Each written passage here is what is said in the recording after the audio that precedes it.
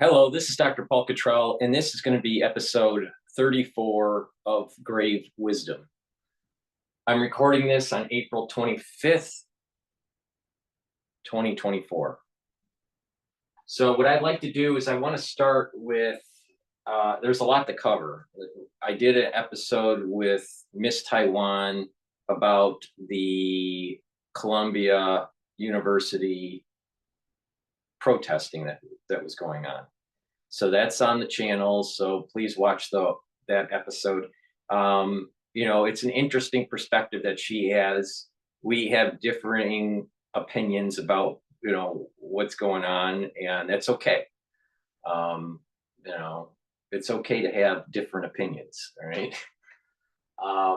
What I want to do is I want to start with this supposedly Hamas deal with the Israelis. This is coming from Live Now from Fox. And I'm also doing a simulcast with Spaces. So I'm going to be going back and forth here. But what is interesting about this is that they want to do a 5-year plus truce. All right. Hamas doesn't make deals unless they are right on the edge of failure. All right. This is why it's so important that the Israelis stick to the plan and root out Hamas, Hezbollah, and the military apparatus of Iran, or it's going to get worse. Because if they want to do a 5-year truce, don't you think that they'll reconstitute? Because they did something very similar in 2016. All right. They did something very similar in 2008 and 2009. All right. They reconstituted. And then what happened was there were more carnage and destruction. And it gives more time for unconventional warfare to be developed, procured in that region. So it's really important to actually stick to the plan and root out the terrorists. But let's listen to what Hamas's truce plan is.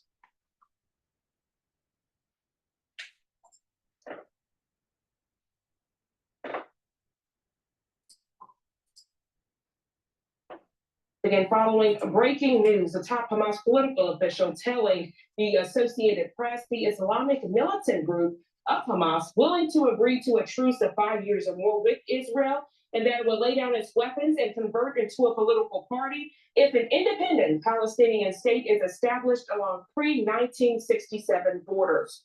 Joining us live this morning to explain the latest on this breaking news is Homeland Security expert and criminal justice as well from the University of New Haven, Mr. Ken Gray. Good morning to you. Thank you so much for being here as always.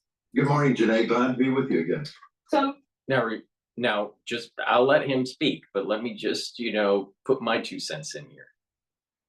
To pre-existing borders going all the way back to the 1960s. The red heifer is getting close to being sacrificed.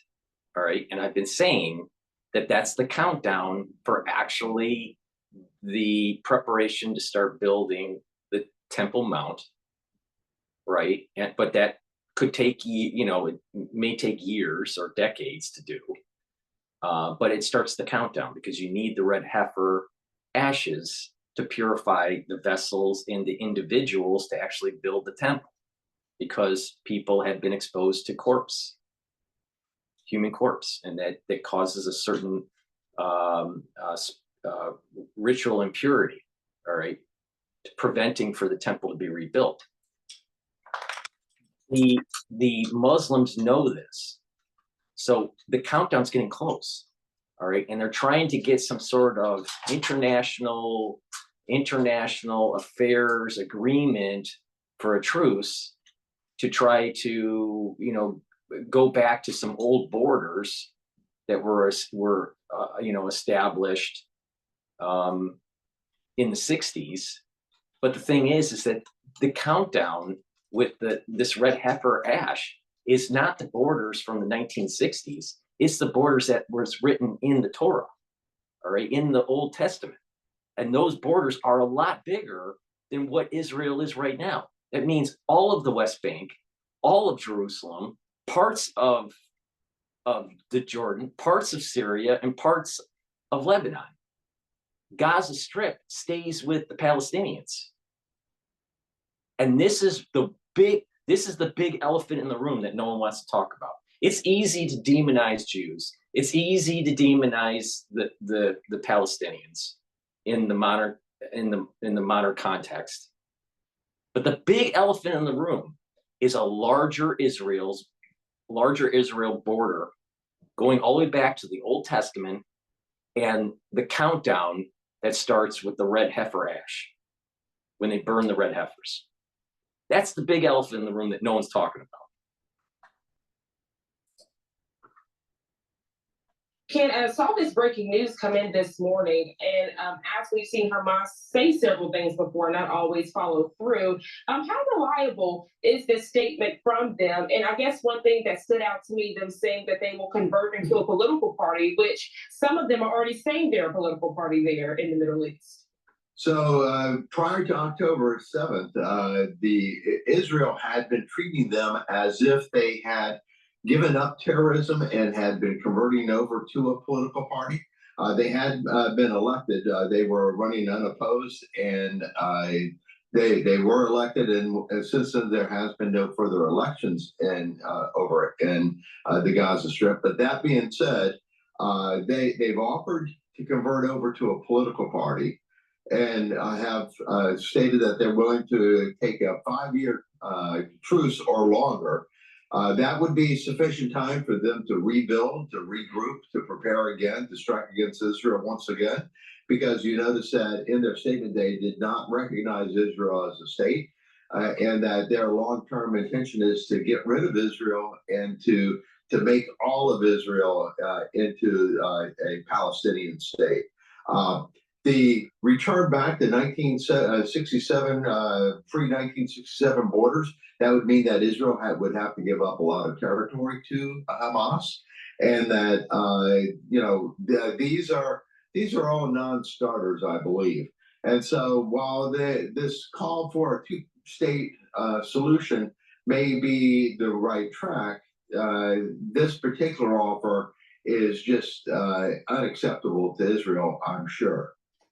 And if we pay close attention to the wording, they said they will lay down their weapons. They don't say anything about releasing the rest of the hostages. They don't say anything about respecting southern Israel that borders Gaza, not invading that area. They don't say anything even about the humanitarian crisis impacting Palestinians, since they did say they want to create an independent Palestinian state. Yeah, again, this is an offer that is not really a legitimate offer. It's not really one that Israel would consider at this point. And so I think Israel is mounting up their forces. They are making preparations for the entrance into Rafah, and that with the entrance into Rafah, they plan to wipe Hamas out. And so Israel has no reason why to accept this as a legitimate offer. Instead, they are focused on getting rid of Hamas altogether. Another aspect, Mr. Ken, that's important to note is that they are saying this amid the Senate passing that billion-dollar aid package, obviously with aid going to Israel as well as Ukraine and Taiwan. That helps with their defense. So yes, also absolutely. The timing of all of this, it would make you think if they're a little scared because of the ammunition and artillery that Israel might now be able to have more of. I think that is part of it, but I think even a greater part is that they are aware that Israel is making plans in Rafah, and with the entrance into Rafah, the majority of Hamas members are down in the southern part of the Gaza Strip in Rafah, and should the Israelis, the IDF actually carry out their plans of separating the Palestinians from the Hamas members and engaging Hamas there in Rafah, this could all be over, within a month or so, if their plan actually works. Now, I'm not sure that this plan really is one that is going to work, but nonetheless, Israel is planning to get rid of Hamas. They will not need to negotiate with Hamas.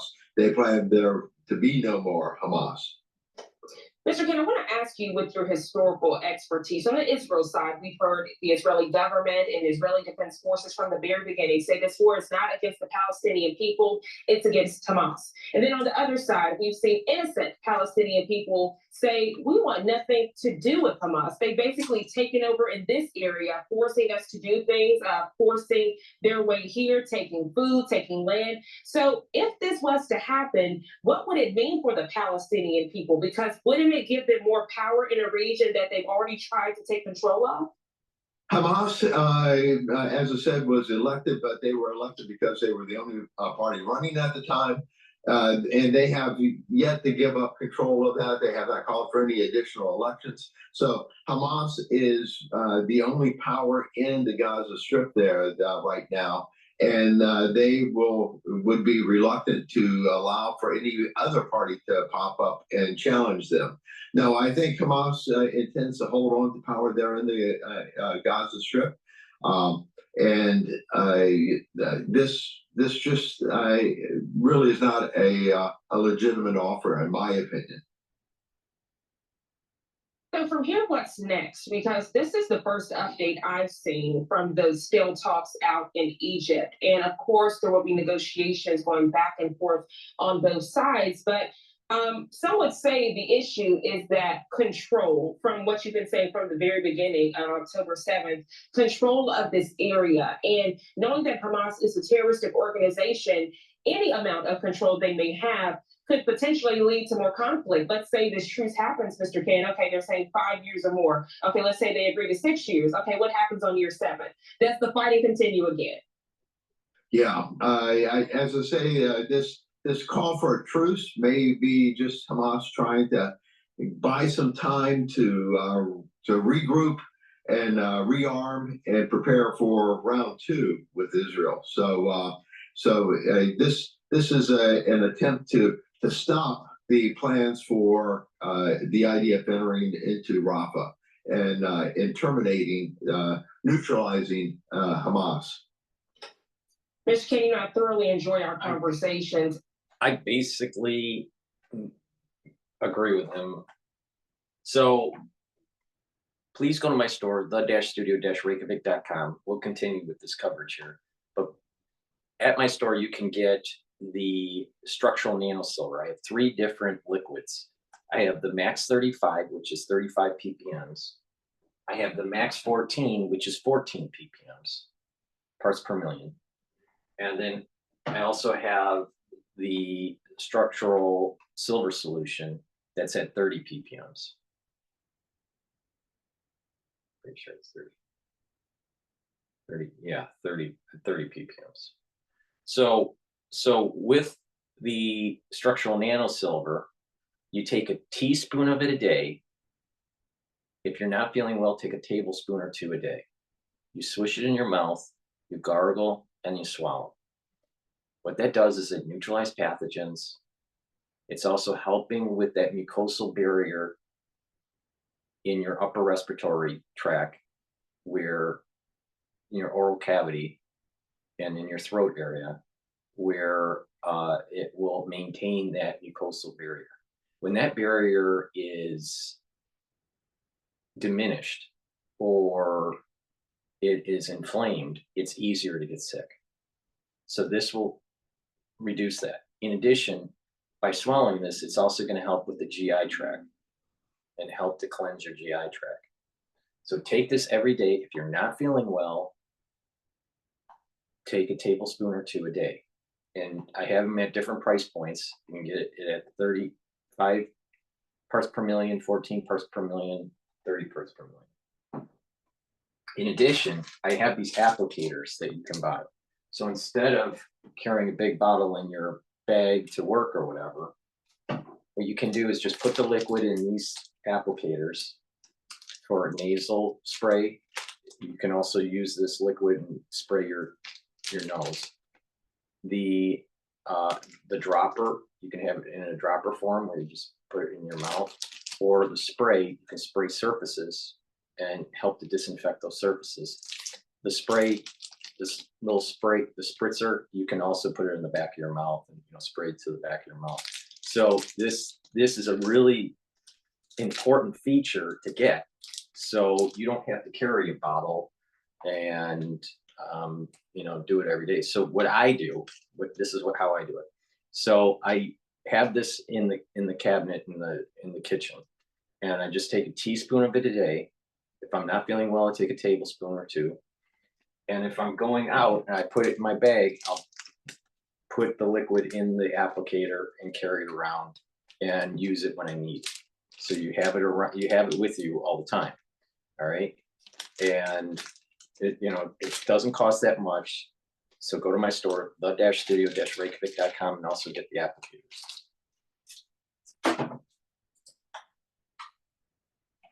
We work to keep the viewers informed. And then we're also following Germany as it relates to UNRWA, wanting to help the Palestinian people in Gaza with that humanitarian aid. And then, as you mentioned, IDF saying they will go into Gaza area with more raids, even though they did some weeks ago. Any more updates you can share with us as it relates to Middle East conflicts? Two things. One is the West Bank. Is that the West Bank has been something that has continually had small outbursts there throughout this period since October 7th. It seems to be heating up even more. Settlers attacking Palestinians there in the West Bank, and vice versa. Palestinians attacking settlers there in the West Bank. And so you continue to see small outbursts of violence there in the West Bank that may become much bigger an issue. And the second part is that the conflict with Hezbollah continues to erupt along the northern border of Israel. In many ways, you might say that Israel is fighting a two-front war. One in the Gaza Strip there against Hamas, and the other one a much lower intensity front, but still up front, against Hezbollah and other proxies across the northern border.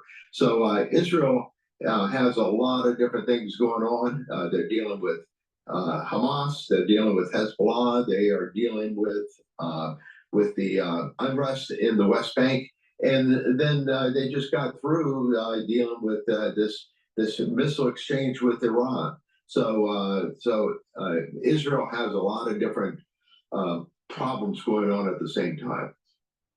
So glad you brought that up really quickly. I thought we were about to wrap, but another great point you made. I want to ask you. So, with Hezbollah being a different terroristic organization than Hamas, like let's say this truce goes through, Mr. Ken, would Hezbollah then be trying to fight Hamas and they be trying to fight one another? Because at the end of the day, this is over control.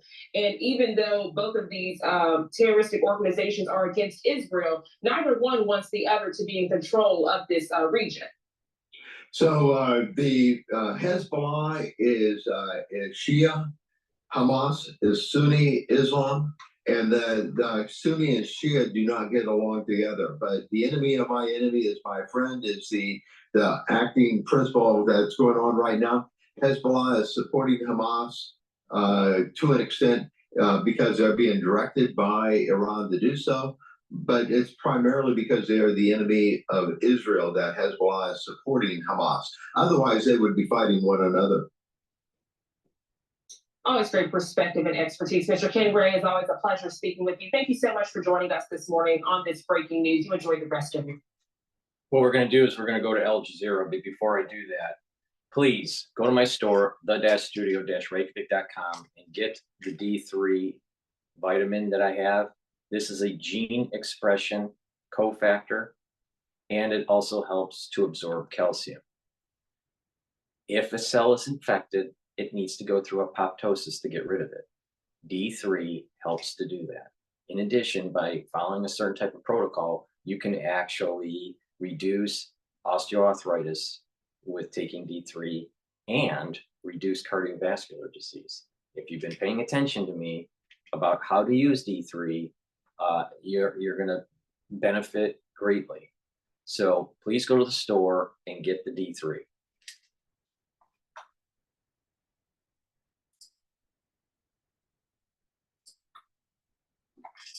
Atrocities being committed by Israeli troops. There must be questions mounting about what it takes to change the minds of foreign governments who are still determined to support the Netanyahu coalition?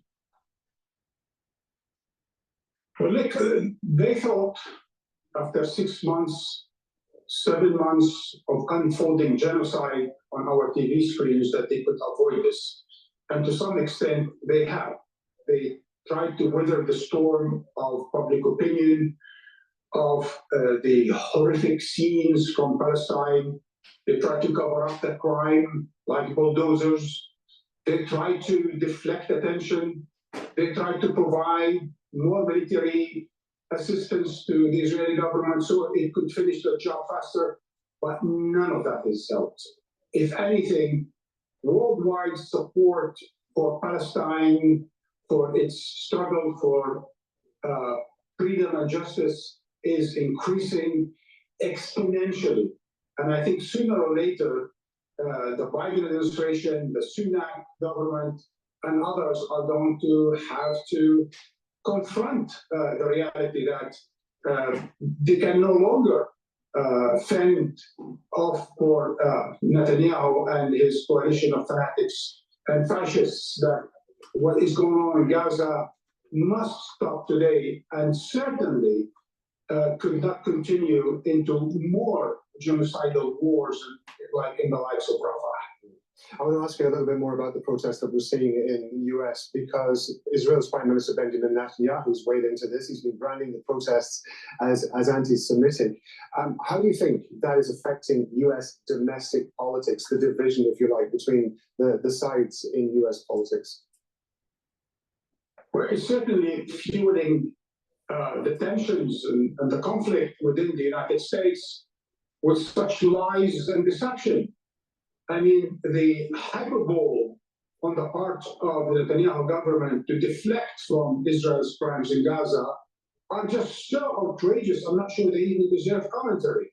But be that as it may, listening to the Prime Minister talking about mobs, anti-Semitic mobs that are reminiscent of German universities prior to Second World War. I mean, it is so outrageous, as I said. I'm not sure it deserves any commentary because it's such a desperate attempt on the part of the Netanyahu government to influence decision-making in the United States, portraying it as if those young students who are struggling to... I said in October of last year, when this crisis started, that the tail will be eaten by the head of the snake, that the ultra-liberal logic will eat itself, and that we're going to see strife in the United States. And the ones that pick the side of Esau are going to be cursed. The ones that stick to the difficult path of staying with the soul of Jacob will be blessed. It's very simple, all right? And not to give in. Now, some people that listen, listening to this channel are going to be gravitated to the soul of Esau. Some of them are going to be gravitating to the soul of Jacob. It is not easy to, go through this turmoil, this tumult for either side. There are innocent people on both sides that are suffering. But the thing is that there is a cancer in the world. We use terms like terrorists or Islamic jihadists and all this stuff, but there's a cancer that's in this world that if it's not rooted out, we're going to see things that my generation and previous generations have seen with these terrorists. That is, cafes going to be blown up, buses will be blown up, not necessarily in Israel, but in Europe. The Muslim population is growing in England, growing in France, growing in Germany. It wouldn't be surprising that some sort of terrorist thing happens. People need to wake up. And so it's a battle of it's the battle of the twins. And they need to duke it out, and whoever wins, wins.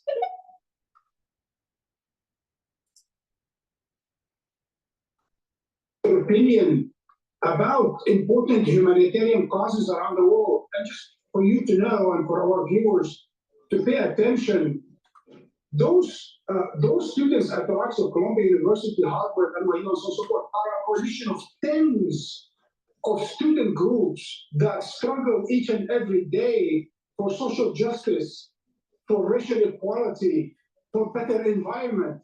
These are the groups that are coming together to struggle to express themselves against war in Palestine. So to try and designate them as a mob of anti-Semites, it's just not going to go well amongst them and among the public opinion at large. Marwan Bashar is obviously a senior political analyst. Marwan, as always, thank you very much indeed. Meanwhile, the airstrikes continue in Gaza. At least 8 Palestinians were killed in Rafah on Wednesday night.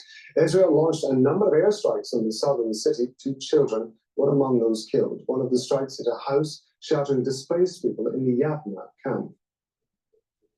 It's time for the weather now. Here's Everton. Hello, we're looking at more showers pushing across Iran, heading towards Afghanistan, northern parts of Pakistan. That could cause further flooding as we go through. So the as next they're going couple of days. through It's a good deal the quiet. weather, I'm gonna transition to Fox News. Trump, before he was, I think, going into the courthouse, he decided to talk to some construction workers in New York, which was interesting.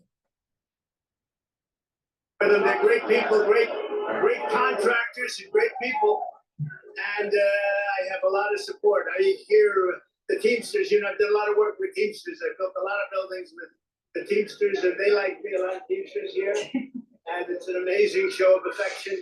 But we did a great job. How important is the union vote? And you're here in New York City, you're talking with these members. Do you think you can maybe change some of their minds if they were lifelong Democrats to vote for you? I think these maybe were Democrats, but for me, they're a Republican. There's not a Democrat in there. These are people. Look at that building. Look what we can do. We built a lot of great buildings in the city with these people, and they've given me great support. They're really amazing. You know what? They're very talented people. They don't get the credit for it. They have very few people who can do what they do. We used to do 3 floors a week in concrete, and it was guys like this that did it. So it's very amazing.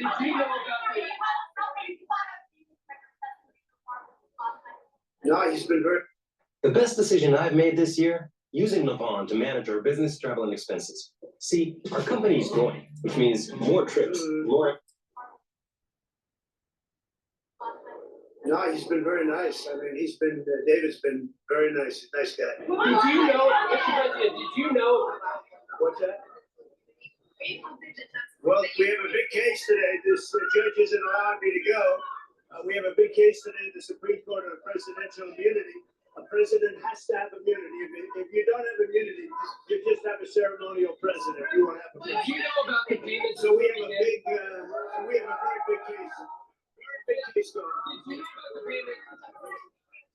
And it's important to remember that there are people that are globalists that want to weaken the presidency.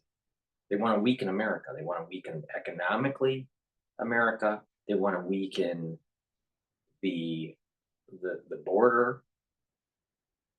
They want to weaken the constitutional freedoms, and they want to weaken the executive branch. So it can create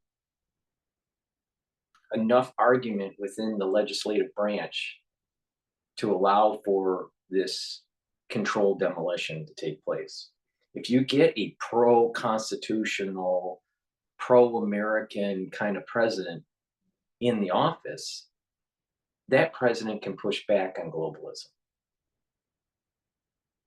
But they don't want, these globalists, they want to weaken those branches of government that we have. the judicial, the legislative, and the executive. There's a reason for the executive branch. We're not just a parliament. There's a reason to have someone in charge of the military and someone as a leader. Now, if you don't have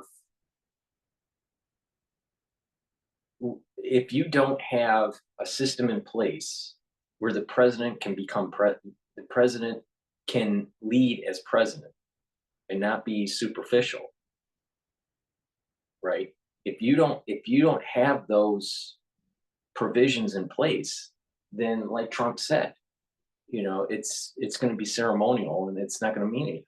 And that's exactly what the globalists want. So voting for strong executive branch, voting for a strong legislative branch, and voting for a strong judicial branch where there is equal power, the checks and the balances, then you have a strong constitutional republic. But if you listen to people like Chuck Schumer, who seems to be a globalist, he wants to weaken the executive branch, and he also wants to weaken the judicial branch. Well, that's not what our founding fathers wanted. And they go into detail that you can't have one pillar of the three of our government being more powerful than the other. But if Congress doesn't like something that the Supreme Court judges on, they try to ignore it. If Congress doesn't like what the executive branch wants, they try to demonize and try to create laws to prevent, that are unconstitutional, to prevent the executive branch from doing what it needs to do. But on top, also, we got to make sure that these other branches of government, like the executive branch and the judicial branch, doesn't overreach. The executive branch, at times, overreaches its power. I think that these executive orders are way out of control and they need to stop coming from the executive branch, right? But there's also this growing power of the legislative branch that has to be in check, and they need to follow the law instead of making up rules and demonizing people and using lawfare to get what they want. And the judicial branch needs to do their job, not be too passive on certain things, and not to be too aggressive on others. Too passive in the sense, I think they're way too passive when it comes to voter fraud, or I think that the executive branch is way too passive when it comes to this lawfare that's happening with Trump. I think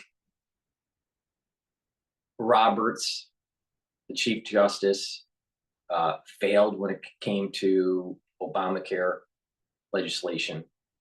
And, at times it just seems as though these justices are captured and they're not really doing not following the Constitution. But at times they seem to be doing their job. All right. But there is this slippery slope of going towards socialism, right, that I'm worried about. Now, recently, the Supreme Court has been pushing back. But if you look at a 30-year trend, I think that the Supreme Court has been failing America, not supporting the Constitution. So each of the branches are failing in different ways.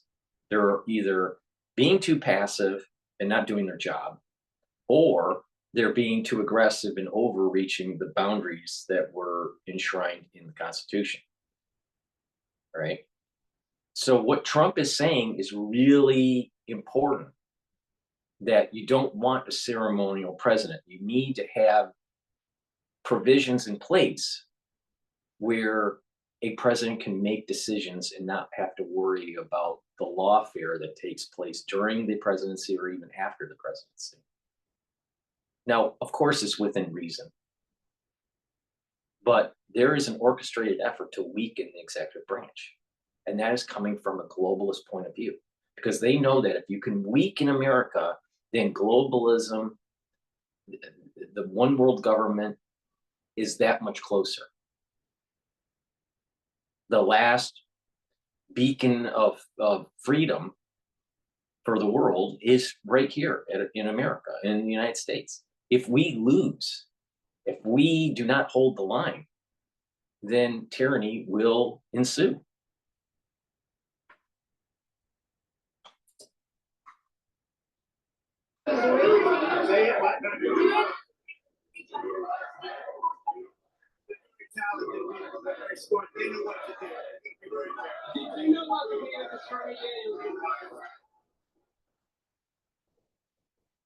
So you guys heard that right there. I mean, he's pretty confident here in what's going on in New York City in terms of turning people, what he says on his team here, who might have been lifelong Democrats. So that's kind of what we're hearing right now. And he's going to continue, right, to walk around and talk.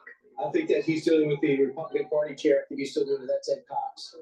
He is the son-in-law of Richard Nixon. The president has a history with the Nixon. Nixon identified him early as a presidential candidate in the future. Ed Cox is probably one of the most powerful people in New York. And you wonder, guys, the president's within 10 points of Joe Biden in New York. Joe Biden's going to go up to Syracuse today for a cop's funeral, where they're having trouble getting state troopers to work in security because no cops want to be protecting the president that presumably is so weak on crime and punishment. I like that he's doing this before court. It's like when he went up to Harlem and he went to the bodega and he had so much support from the crowd in Harlem. Now he's doing this. This is at Park Avenue and 48, somewhere in that area. There's a big building that's been under construction for a long time, close to Trump Tower. And hopefully he'll do things like this more often, take advantage of being able to campaign in New York and in this area. The Democrats are going to wind up regretting that they've sequestered him in New York, because by the time this is all over, he's going to put New York in play. So, New York, they're already talking about an event in the Bronx and possibly at Madison Square Garden. If you got to leave him here for 6 weeks, he showed up at the Bodegas Union on their invitation.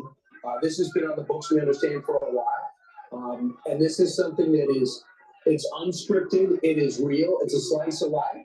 But in New York, we live in this unscripted slice of life. And can you imagine Joe Biden stopping at an event like this and having this sort of organic enthusiasm? It doesn't exist. He would actually say, read everything that he had to. He would pause when he had to, and he would say it out loud.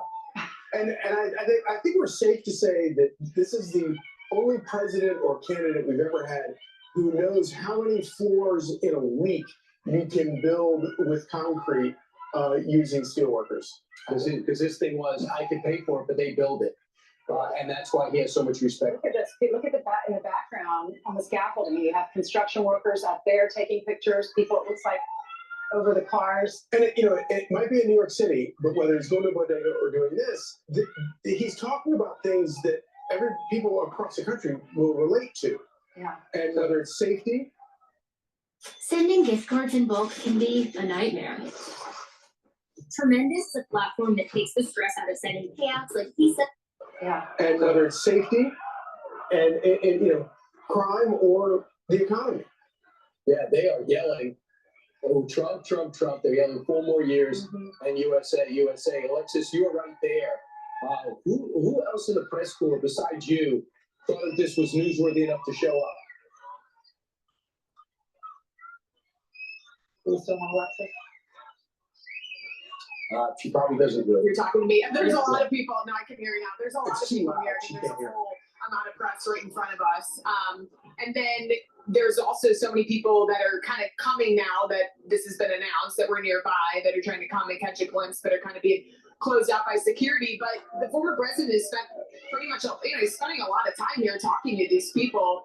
We know that he's in possible striking distance, right, in New York City. Who would have ever thought that? So he wants to spend time with these people while he's here. to try and gain their support. So when he comes back over here, if we get another chance, I'm gonna ask him, Brian, about that opportunity here in New York to try and beat Joe Biden, maybe flip some of these areas that are so dark blue, maybe a little bit red. And we saw a lot of people out there too in Harlem. The guy was at a bodega, former president of the United States. They had people out there wanting to talk to him there too, in that neighborhood. We're showing you an aerial shot. You can see how deep the crowd is. People reaching for him. I hope he signs my whatever it is that they're handing to him. You know, it reminds you of something prior to the Oscars.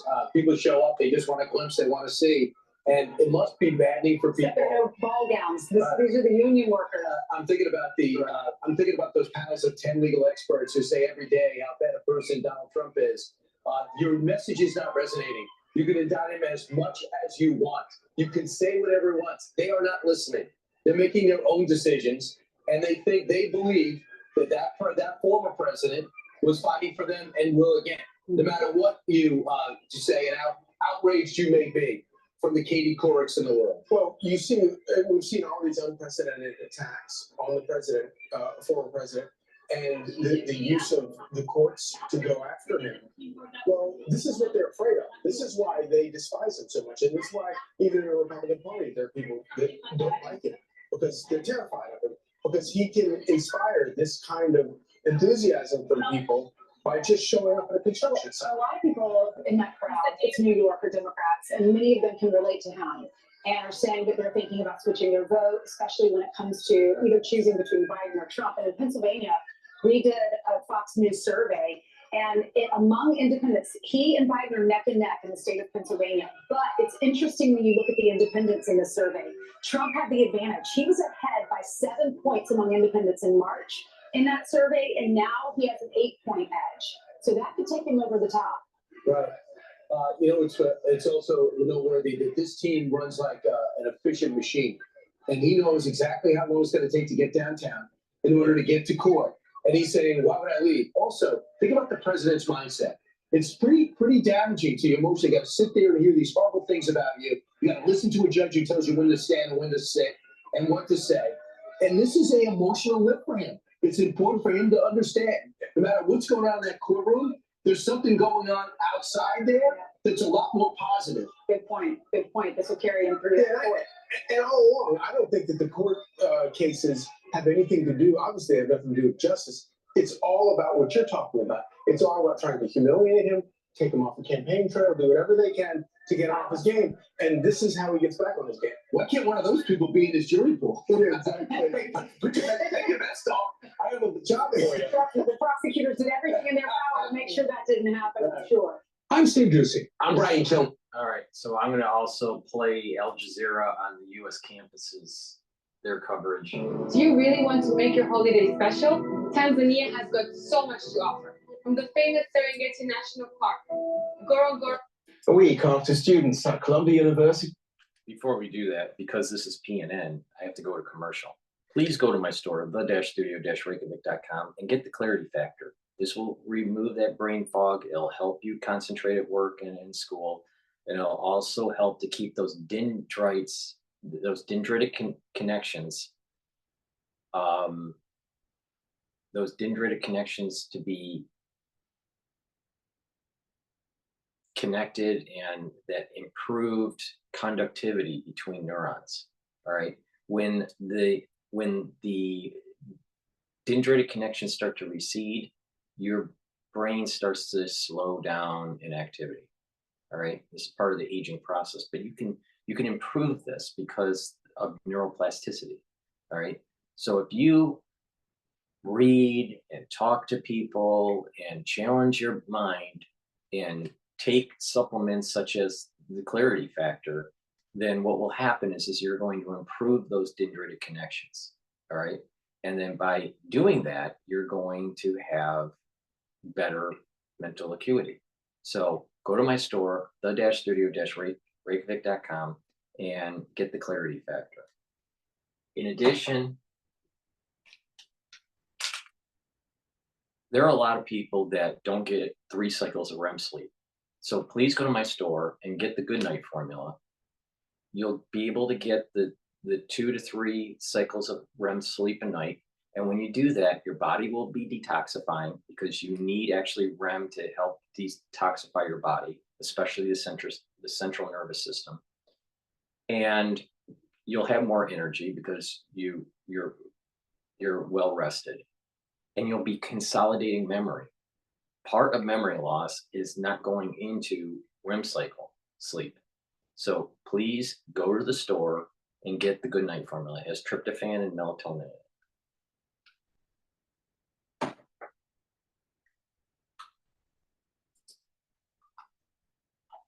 In New York first began their camp in support of Palestine. The protests against Israel's war in Gaza have spread to college campuses across the United States. The White House says President Joe Biden supports free speech and non-discrimination at universities.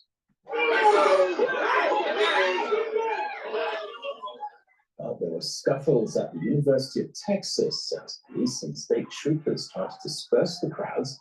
Hundreds of students have been arrested in the US since Friday. We have correspondents covering the protests from coast to coast. John Hendren is standing by for us at Columbia University in New York. But first, let's go to Rob Reynolds, who joins us from the University of Southern California. So, Rob, what's the latest you can tell us from there? Well, Carrie, everything is pretty calm and peaceful right now. There are speakers making speeches and leading chants for a group of perhaps 1,000 students. It's a little difficult to tell exactly how many. I think the crowd has ebbed and flowed over the course of the last several hours. The students here are demanding several things, including that stand in solidarity with Palestinians and demanding freedom for Palestine, an end to the occupation, an end to genocide in Gaza and Israel's war on Gaza. And they're also more close to home, calling for their university, USC, which is an elite institution. People pay a lot. Watch, no one is covering, other than myself, the elephant in the room, and that is the larger borders that Israel is going to establish, probably in our lifetime. And that is the West Bank, parts of Jordan, parts of Syria, and parts of Lebanon. And that the Palestinians are going to have, there's going to be a two-state solution, but all of them are going to be going in to Gaza. It's not going to be part of the West Bank, and it's not going to be Jerusalem. That's the big elephant in the room. The borders of Israel are going back to biblical times. Now, a lot of things have to happen. There has to be a war. There's going to have to be a lot of strife. There's going to be nations in the international community that's going to be on the side of the Palestinians, and there are going to be nations that are on the side of the Israelis. There's going to be people within the nations that are aligned with Israel that will be fighting each other. We're seeing it right now happen in the United States. But the blessing for everybody in the world will happen once the Temple Mount is rebuilt. Now, there's certain things that have to happen. The Dome of the Rock has to come down. The ashes of the red heifer have to be established. But we're getting closer to this. All right. Will we see the temple be built? I don't know. Probably not. But we're going to be seeing the beginning stages of this border increase in Israel. And we're going to see most likely the ashes of the red heifer that haven't been seen for over 2,000 years. And this is what the Muslim community does not want to hear. They know this is going to happen. Esau knows. The Sunnis and the Shias, they know this. They know this. And I had someone either email me or sent a comment in the video saying that Iran isn't Esau. The soul root of Esau, when I say soul root, it's not necessarily genetic origin. What I mean by soul root is that the personality, the attributes of there are attributes to a civilization and there are attributes to a person. And those attributes are tied to the Sephiroths. This is Kabbalistic. It's tied to certain attributes, and those soul roots, those attributes of the nation and of the individual, in general terms, are coming from either Esau or Jacob. There's also soul roots that are part of Ishmael. All right. Now, how the Zohar, which is a very Kabbalistic text, discusses this is that there will be an alignment between Ishmael and Jacob, because Ishmael came from Abraham. Now, Esau had a line, all right, that stayed Esau, but also bred with Ishmael's line. So you have this kind of like hybrid of Ishmael and Esau. And then you also have a line that is Esau through the soul roots. All right. And so when someone says that Iran is Persian and blah, blah, blah, the religion, for many, not all, because there are Christians also in Iran, and there are also Jews that are in Iran. But the Muslims in Iran, many of them have the soul root of Esau. Not all of them, because they may have the soul root of Ishmael. But the ones that have the soul root of Esau, this wild beast mentality, all right, that's not aligning with Ishmael and it's not aligning with Jacob, this Esau line has to be destroyed. Now, on this plane, the ASEA plane, we're using terms like genocide and all this. It's rooting out the terrorist element of Esau. That's Hamas, Hezbollah, and the funders, the theocracy in Iran. That's coming from the soul root of Esau. The Abraham Accords, that peace agreement that happened during the Trump administration, was discussed in the Zohar. All right. Many, many, many moons ago. All right. All right. Depending on, when you think it was written, some people believe that it was written in the 1st century AD. Some people think it was written maybe in the 13th century or 7th century AD. So it depends. There are different scholars that have different opinions. But the thing is it's either over 700 years old or 2,000 years old, over 2,000 years old text, all right, which is a major cornerstone to Kabbalah, all right? And it stated that there was going to be a peace agreement between Ishmael and Jacob, fighting Esau. That is the Abraham Accord. Wake up. Wake up. And through this aligning with Ishmael and Jacob and getting rid of Esau, there's peace that starts to ensue around the world. But there's a lot of tumult that happens in the meantime because people are confused. The big elephant in the room is that the time, our history, all right, is going to be reestablished through this new border system that is going back to temple times, back to biblical times. But it's not going to be easy to do that because it's uprooting a lot of the issues. People, impurity within societies, within individuals, the reconstruction of the temple, getting the priest class ready and educated to do their job, because not everybody can do it. There's only certain types of people that can do it. There are only Kohanim that can do this, and only certain types of Kohanim. So there's a lot of like detail, and this is the reason why I read the Paraduma about the red heifer, about the raising of the red heifer, the burning of the red heifer, the slaughtering of the red heifer, the drawing of the water for the red heifer, the sanctification of the water with the red heifer, how you sprinkle with the sanctification of the water. The details are a lot. There's a complexity to it. There's these rules and regulations to make sure that everything is right. And a lot of things have to just hit. It's like a home run, right? Everything has to be perfect, right? To get a grand slam, right? So it's kind of similar.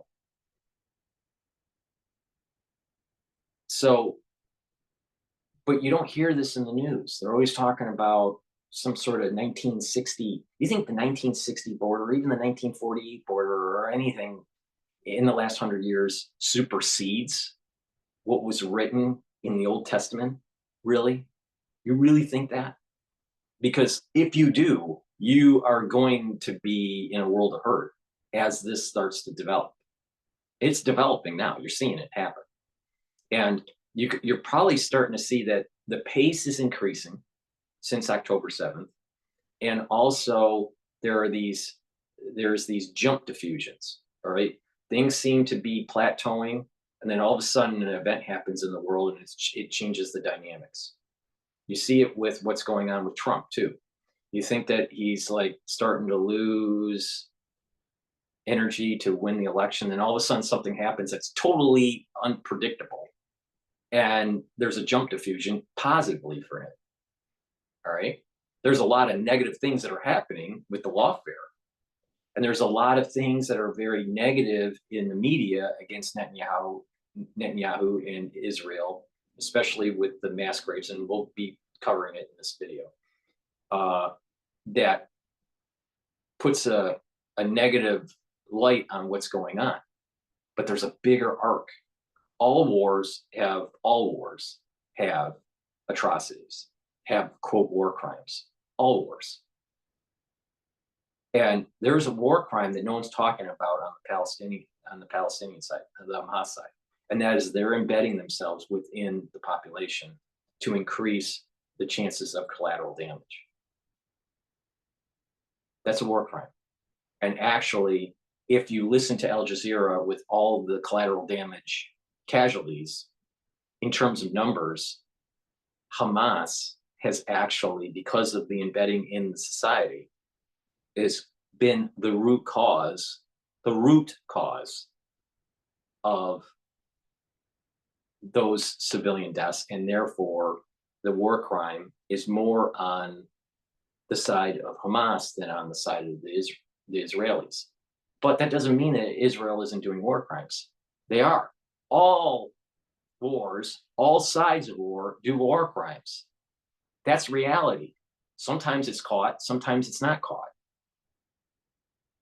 So, to have this idea that there's no, that, oh, there's a war crime and everyone within the military of that particular side is evil, that's not how it works. Talk to someone who actually served in the military and actually served in combat, and you'll get a wide awakening of reality.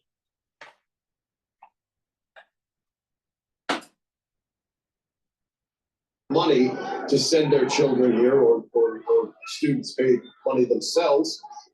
Either way, as the case may be, it's a very prestigious university, and the students want it to cut all ties with Israel and to remove board members on the governing board of the college or the university who are involved in the defense industry in the United States that supplies Israel with weapons and so forth. They want to cut off any study abroad with Israeli colleges or universities, and they want, in other words, a clean break between USC and any Israeli entity.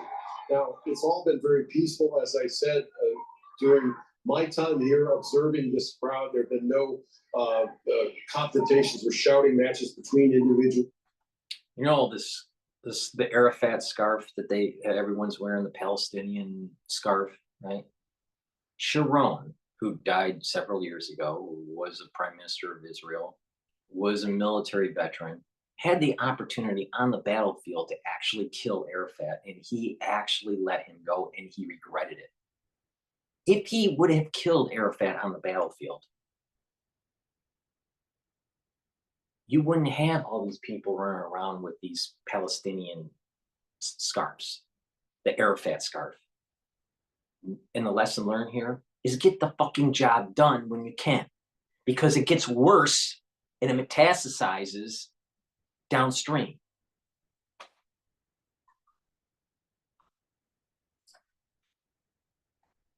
Students or anything of that nature, but earlier when students were trying to set up tents in order to have a sort of camping protest 24-hour, there were some scuffles, I guess you would call them, as campus police who were armed with weapons, with firearms and clubs and wearing helmets, did intervene. They tore down the tents. At least one student was detained, I'm told, by protest organizers, but then released. And a couple of people were roughed up, but there were no serious injuries. But that is there. This is a situation which has been mirrored, as you mentioned, Gary, around the country from coast to coast, where there have been other institutions and colleges and universities where arrests have been made. And this has all led to a profound debate over the right of freedom of speech on campus. Universities which are dedicated to the goal of fostering free inquiry, of fostering a culture of discovery and learning and self-expression, and now those same institutions are caught. So you see all this huge crowd, you know, in the mall of the university, or, you know, in the yard of the university, or in front of the student center, or whatever, because there's lots of universities that this is involving, not just USC.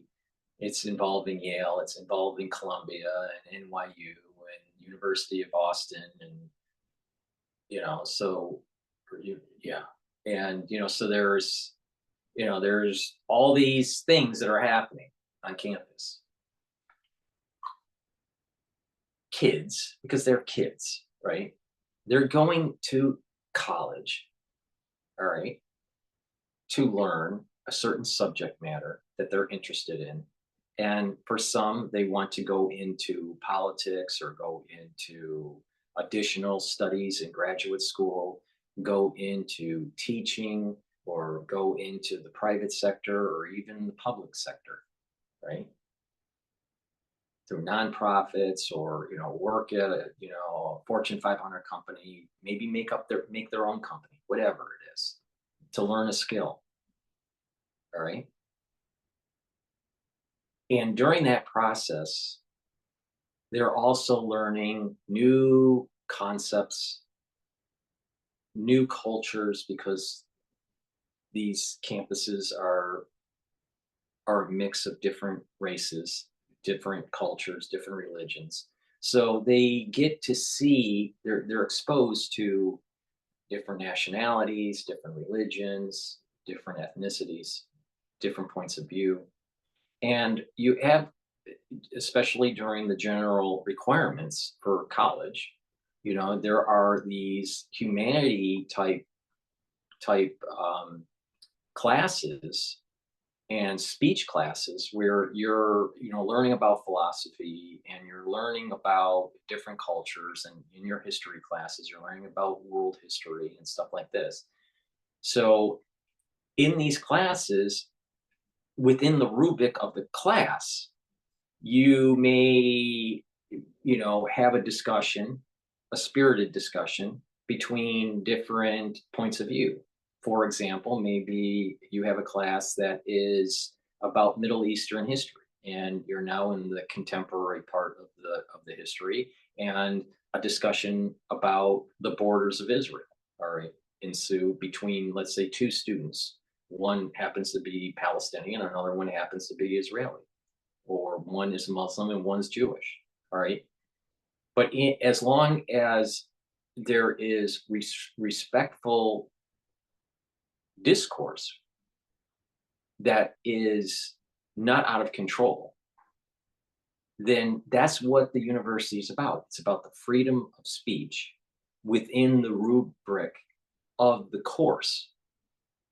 All right. And that if there is doxing because of someone saying something in class, that should be frowned upon. And there should be a Chatham House rule where whatever's said in the class stays in the class, and that there's no, no violence that is ensuing based on that discussion that's in class. The problem comes in is that that's much different than taking over the university and creating an environment, because these crowds are large, in some cases peaceful, in some cases not, preventing students from going to class, and also becoming an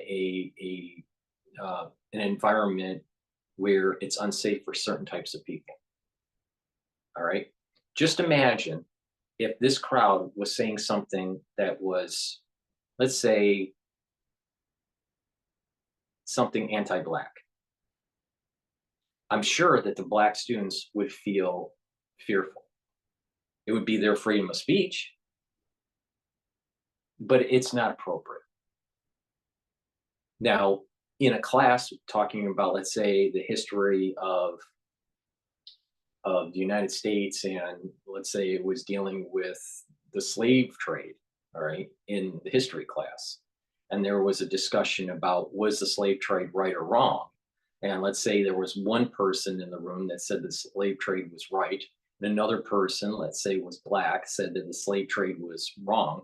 There may be a spirited discussion, but as long as it's controlled, meaning that it doesn't get out of hand, it's expression of opinions to try to get to some sort of common ground. That's what college is really for.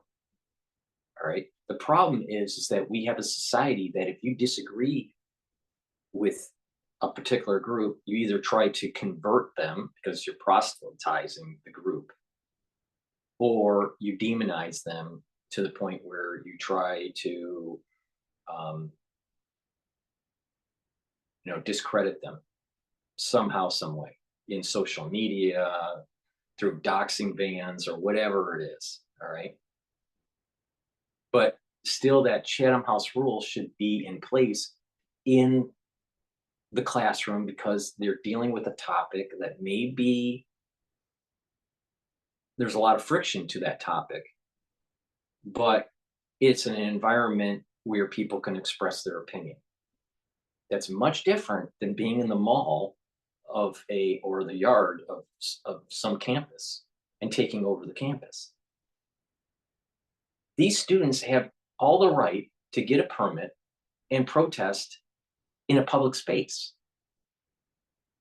The university is not a public space, even as it being, let's say a state-funded university. It's not a public space. It's actually a private space. All right. And the university allows it to happen, but this is where the university gets it wrong. Freedom of expression within the classroom, as long as it's not disruptive or unsafe, should be acceptable within the context of the rubric of that class. That means that if you're in mathematics class, you don't start talking about Palestinian rights or the atrocities of the Holocaust. All right. But if you're in a class that's talking about the history of, let's say, Palestine, then that's a different situation, as long as it's in the rubric of that class. The problem comes in is that these students take over the university, and violence ensues, property gets destroyed. Many of the people that are in these protests don't even go to the university. They're almost like rent a riot, group.com or whatever it is. So the universities, where they get it wrong is they don't shut this down in its early phase, because they do not have a right to protest like this. They have a right to express freedom of expression and express freedom of ideas within the rubric of a class. If they want to do this, they should be doing this in the public sphere outside of the campus, off the campus grounds. No one's stopping them from doing that. No one's stopping them. No, they have to do it at the campus. You know why? Because they're in a protected bubble. So these rioters, these protesters, they know what they're doing. And the universities are failing, one, the United States, because they're creating a woke culture in the colleges that will end up getting into corporate America. But they're giving them kind of this safe haven to do all this protesting, which is not what that's not what that property is really for. That property of the university is that mall or the yard is to let students traverse from one lecture hall to another lecture hall, or one lab to another lab.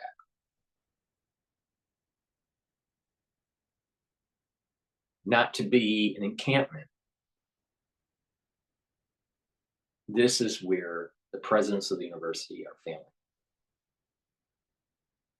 Students don't have this right, or they shouldn't have this right. They have the right to protest in the public sphere because of the First Amendment. But this is not the public sphere. This is a protected bubble.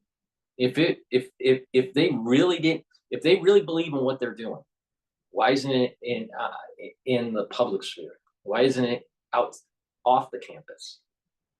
Because they know they can be protected. These professional rioters, these professional protesters.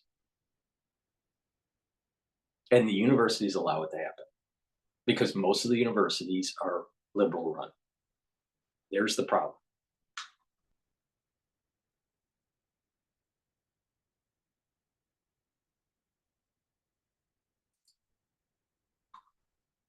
Crossroads where there are instances where they crack down on that very freedom of speech. And so that is creating a great deal of concern among the students and among a number of the professors here at USC and elsewhere. Terry. Okay, well, thanks very much, Need, for that. Let's go live now to John Hendren, who's at Columbia University in New York. John, can you give us a sense of what it's been like there with these protests? Well, Kerry, Columbia has a long legacy of protests from the Vietnam War to today, but there's a lull at the center of this particular storm. It may be the epicenter, but look around. You've got students now putting on an extra layer after a warm day grows a little chillier.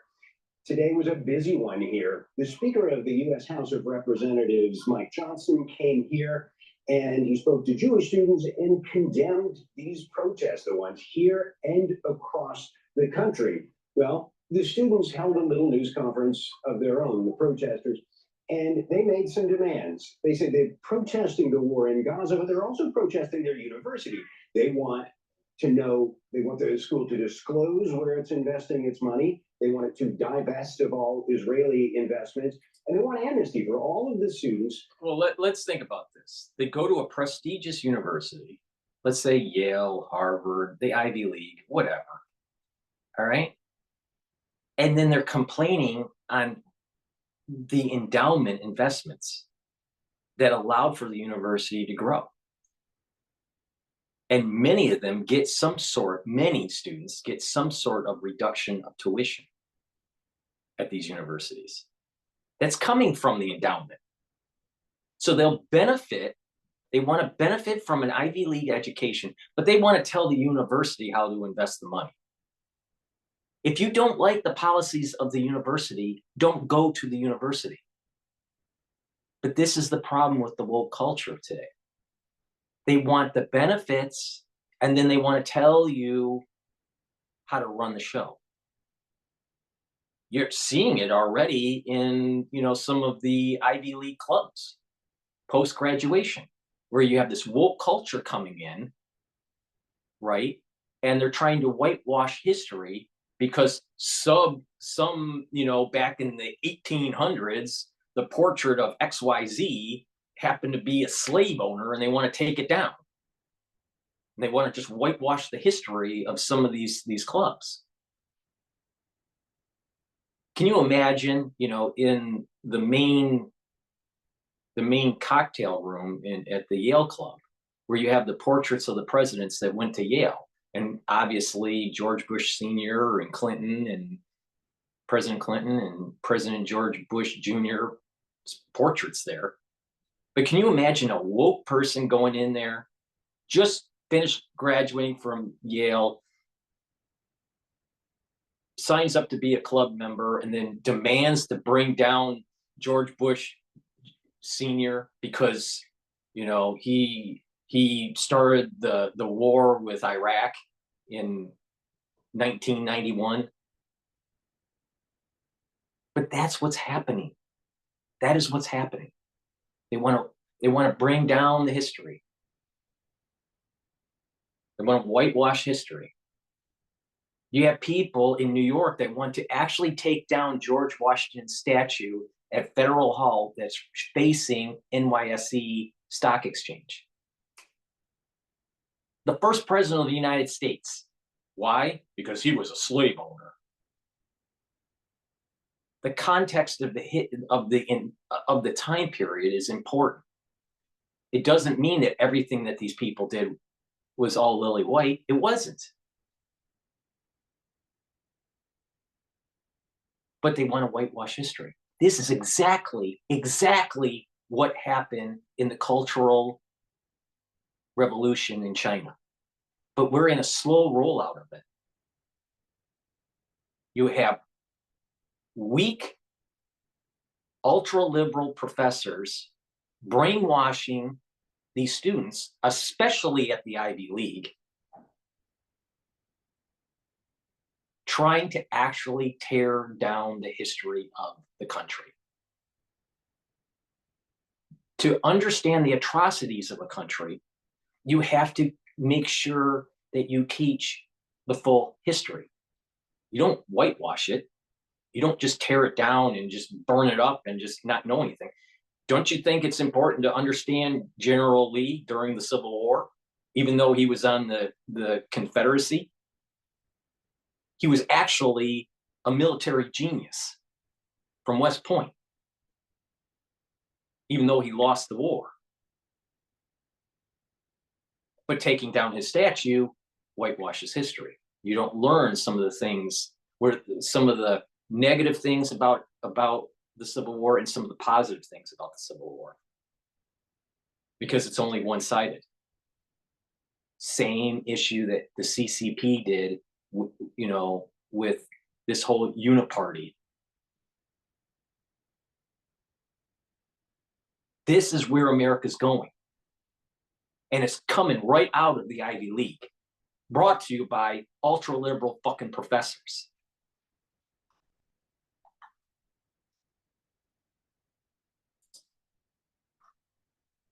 They're out here and all of the other protesters, and that presumably includes the more than 100 who were arrested here last week.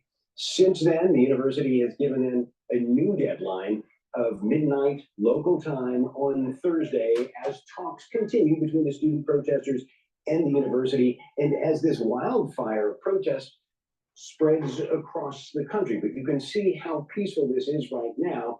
And one reason the university president might... And it spreads because it is orchestrated by a series of groups. And these groups have even told the students that are protesting what the number they need to call for legal representation when they get arrested. This is orchestrated. This is not grassroots.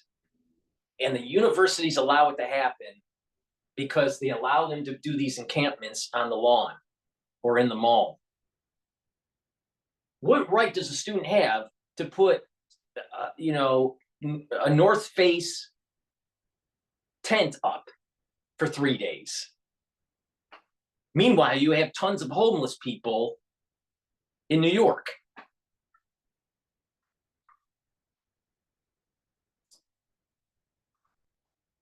Looking for a way out of this conundrum is that back in 1968, another Columbia University president called in police. They violently cleared out student protesters, and that was the end of that president's stormy tenure. John Hendren, thank you.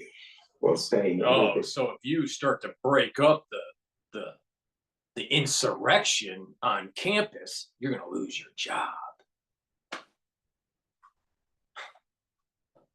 See, they're threatening the president. See, the presidents are captured from these events. You know, and these presidents make a lot of money, all right, of these universities. It's amazing. It's just amazing. Go to a prestigious university. Most likely, some of the tuition is subsidized by either the government or by the endowment. And then the students are going to tell you on how to invest the endowment. If you don't like the university, don't go to it. No, they want the benefits of that university. And here's the negative feedback loop.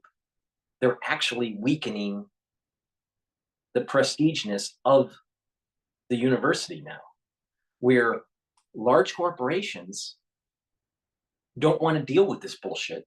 So do you really think that in the next 2 or 3 years that people are going to actually be getting good, you know, out of college jobs from Columbia or Yale or Harvard for the next 2 or 3 years? No, they're not.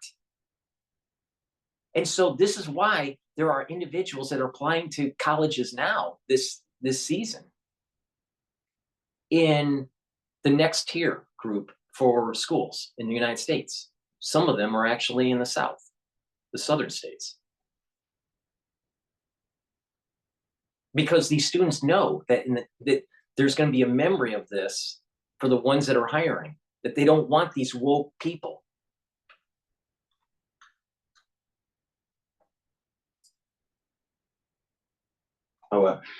Jeremy Suri is a professor of global leadership history and public policy at the University of Texas. He joins us from Austin, Texas. Welcome to the program. We understand that you witnessed firsthand the student protest. Can you tell us what actually happened? Sure. So I was coming out of the class I had just taught, and it is the history department on campus, and I saw a large group. Jeremy Suri, University of Texas professor. So it's not the University of Austin, it's University of Texas. Okay, so I had the university wrong. I really think this guy needs to shave.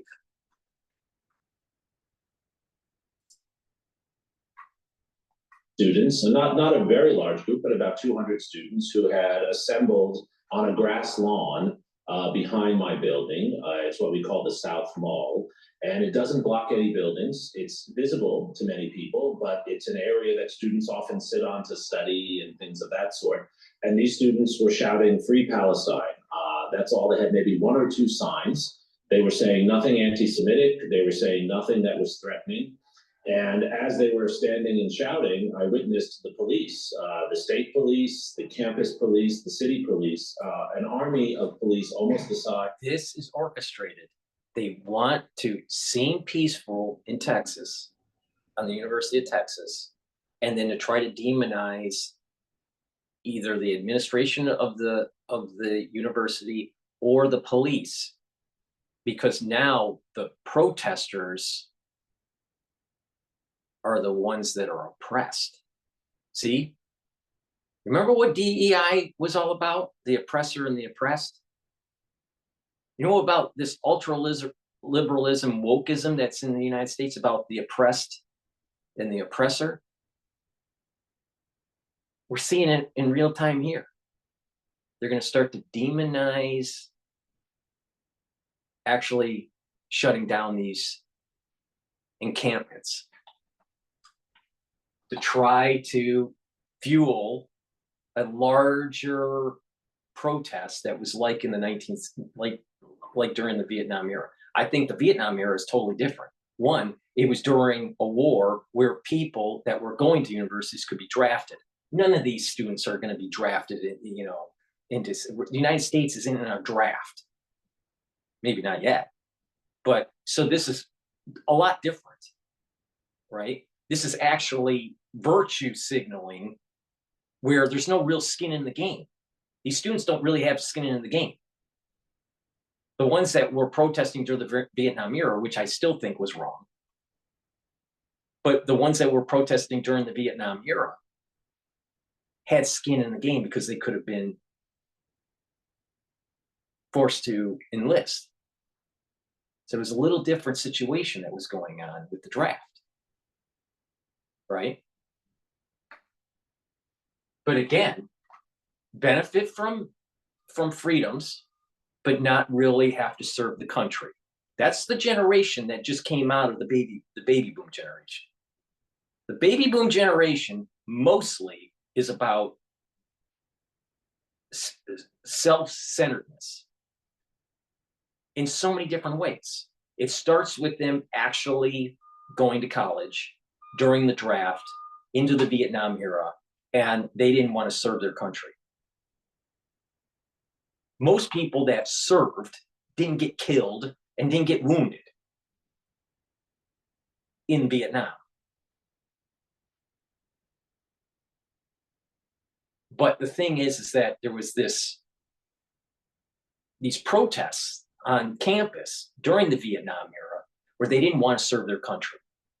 So they get out of college, all right?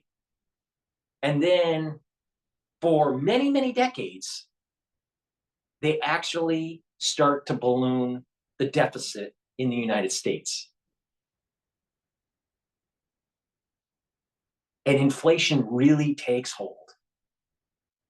Up to the point where now it's 1970, the late 1970s, early 1980s, where there was high inflation. So when you look at the full arc of the baby boom generation, even though there's been technologies that were developed and NASA and computer industry, the semiconductor industry, I'm not saying that there wasn't benefits of the baby boomers in the United States, that generation. There were benefits, but there was also a lot of self-centeredness. Compared to the greatest generation, their parents, they actually fought in World War II. So you had their parents fight in World War II, built the hegemonic power that we have in the United States based on the ending of World War II, only to raise a bunch, I'm talking in general terms, a bunch of brats called the baby boomers that were self-centered.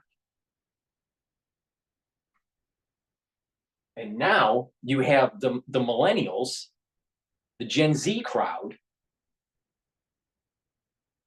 taking a page out of their history of the 1960 protesting. And they are self-centered also. And it's even worse because the woke group that is protesting now doesn't even have skin in the game. At least the baby boomers had skin in the game.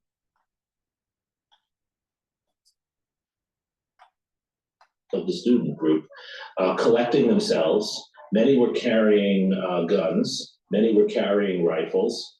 And then within a few minutes, this group of police stormed into the student crowd and started arresting students. These students were shouting, "Free Palestine." They were not threatening anyone.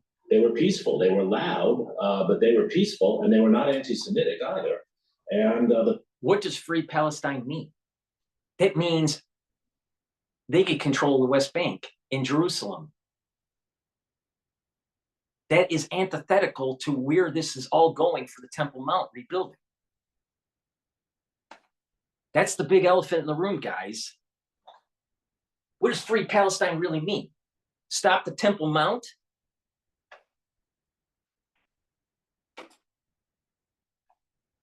Just started attacking them, and that led to more shouting. More students then arrived when they saw this, and the situation became more violent, but it became more violent because the police had attacked the students, not the other way around. So what are university authorities making of all this then? Where is this actually heading? Well, I believe that university presidents, including my own at the University of Texas, are afraid.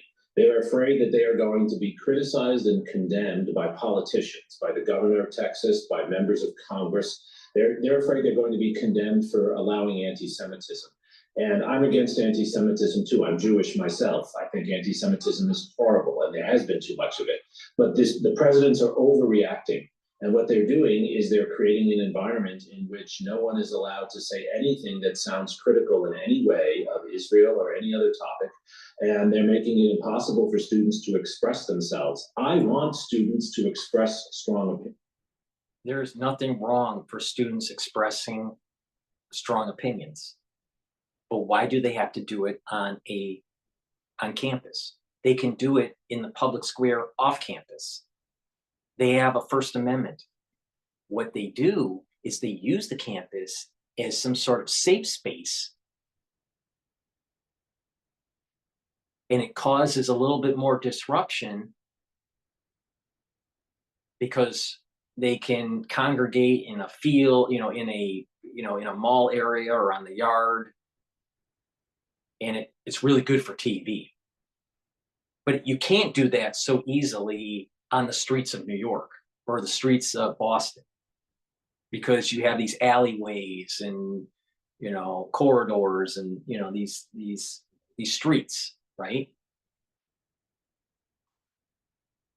I mean, the protesting that was going on outside the gates of Columbia, they packed the street, but it doesn't have the same kind of feel on TV when you see North Face tents in the mall area.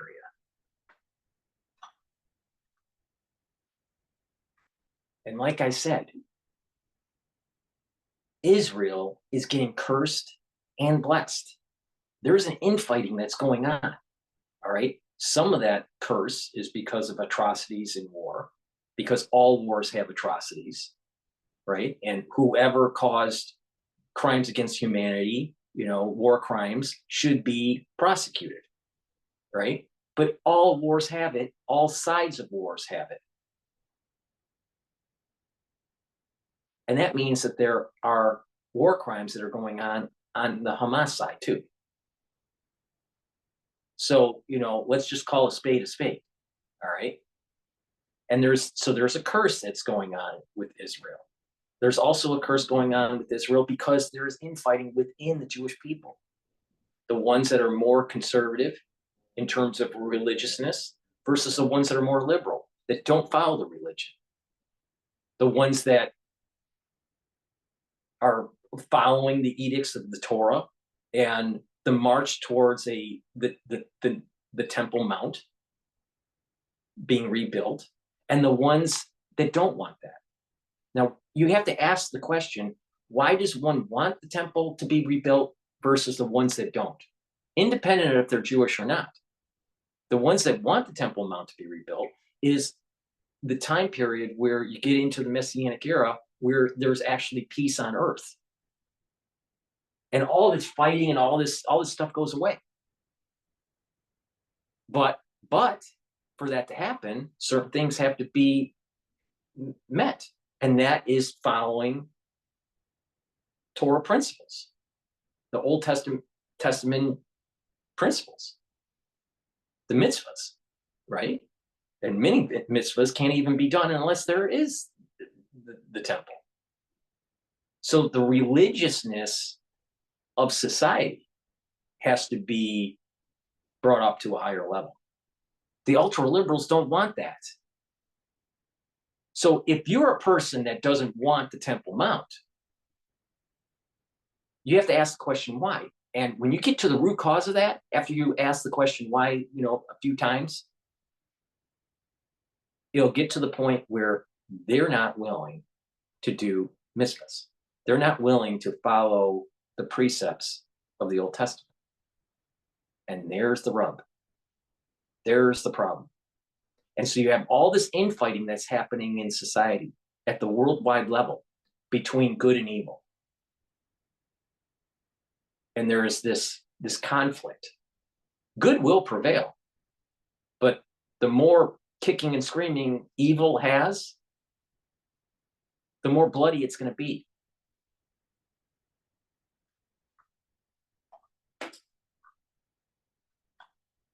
I want them to argue. I don't want them to say anything that's offensive to another group, and I don't want them to use violence, but we're a university. We should be encouraging free speech. Presidents of universities now are afraid of free speech, and they're suppressing free speech. In the rubric of the classroom. So it doesn't get out of control. And the students don't have the right to just do an encampment on the lawn of a university. That's not the right. Why don't they do it in the public square, off campus? Because it's a safe space. That's why.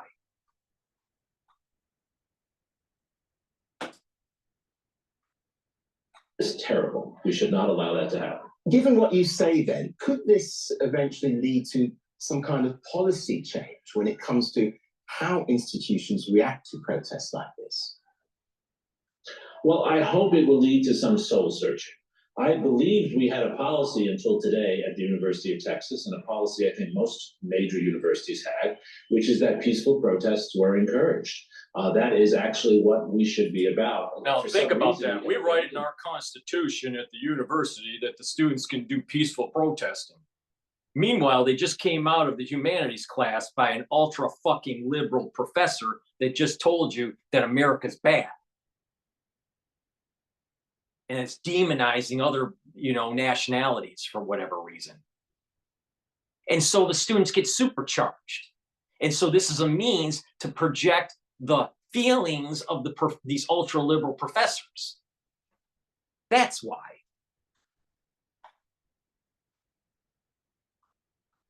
Dr. Paul Cottrell, if you were the president of Harvard, what would you do? If it's in the rubric to have debates and spirited discussions that are controlled within the classroom, that's okay, as long as it doesn't get out of control. But these discussions shouldn't be in math class. They should be in history class and philosophy and international affairs classes. And that in the mall area, in the yard, it's serene, no protesting whatsoever. If you want to protest, it's your right, off the fucking campus. It's that simple. It's that simple. But if you have liberal professors wanting and pushing an agenda, then this is what you get. This is what you want. This is the crucible.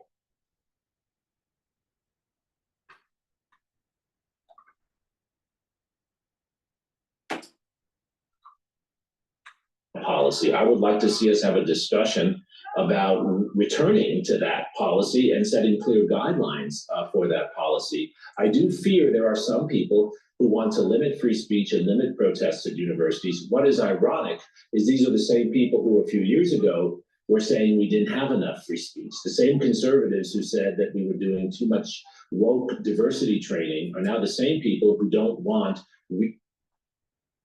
I have a feeling this is a liberal professor that doesn't follow the precepts of the Torah. That's my gut feeling, all right? These conservatives that he's talking about going to campus were planned events that were in an auditorium that became out of control because the liberals didn't like what they were hearing. And they shouted down the person in, these people in the auditorium, or as they were walking towards the auditorium. And it got unsafe to the point where the school decided to cancel the event. That's a huge difference. Where it's in an auditorium to discuss the ideas. So when you boil this all down, the woke group wants to be able to protest what they want to protest about. But when you actually have a conservative that has a plan to actually do a speech in an auditorium to express different ideas, you can't have that. That's totally different. That's totally different than what's going on in these malls that are out of control. There's nothing wrong with having free tickets or selling tickets for some sort of liberal professor or liberal student talking about something. Let's say even about the Palestinian cause. There's nothing wrong with that, and that should be encouraged. And hopefully, on the same stage, peacefully, respectfully, the other side is also discussed. That would be ideal. But that's not what happens. What's happening is that they're going on a mall and in many cases, hurting people, destroying property. A lot of these people are, green, these climate change types. All right. Don't you think the tent on the grass at Harvard or even at Columbia is going to be hurt by doing these encampments? If they care about the planet so much, why are they turning it into a dump? Literally a dump in their mall, on their yard.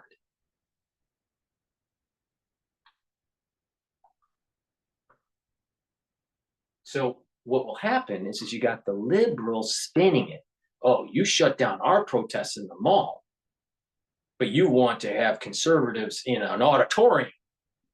Let me see this. It seems as though conservatives are a little bit more peaceful, actually.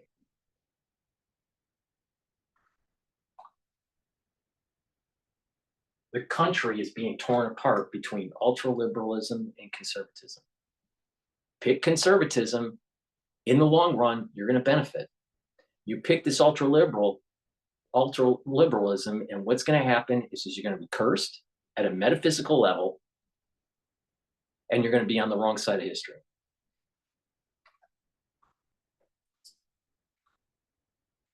Discussion of other issues, and that's very dangerous. The lifeblood of intellectual work is debate and discussion.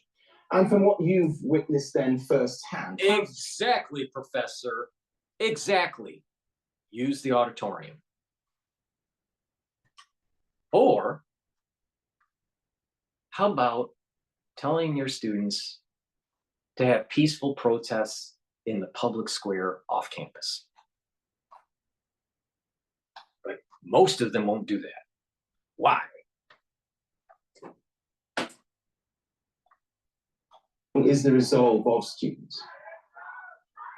Well, the irony is that this kind of behavior by the police only increases the resolve of students. I cannot tell you how many students, more than 15 to 20 that I spoke with, who I saw at this event, some of whom are students I know, were students who were apathetic or may have even been favorable to the Israeli side in the argument. And they see the police acting this way, and it leads them to become more radical. And this is the story of the 1960s in our society. We're replaying that. When the police attack students in this way, it makes other students sympathize with those who are attacked, not the attackers. Professor Jeremy. So now the protesters are the oppressed, and the oppressors are the police, even though they have no real skin in the game. It's not the Vietnam era. Trust me. It would be the Vietnam era if there was a draft for a war. Thank you very much indeed for your time. Thank you for covering this story. Make sure to subscribe to. All right, so what I want to do is I want to cover the mass graves that were found in Gaza.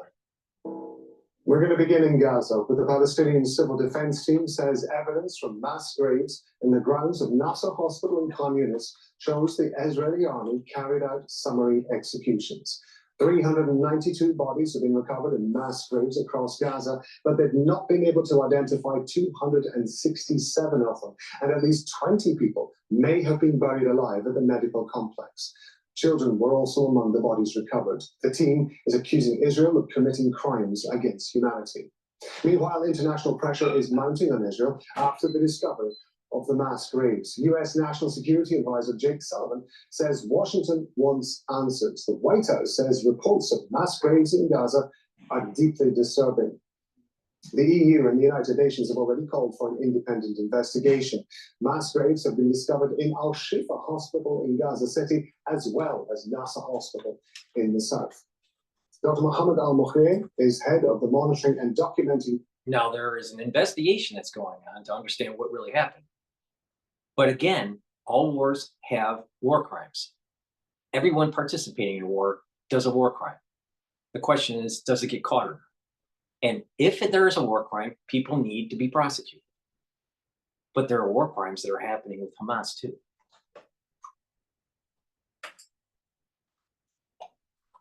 At the Civil Defense Department in Gaza. He's joining us live from Rafah. We're going to be talking to him through a translator. So thank you very much indeed for being with us.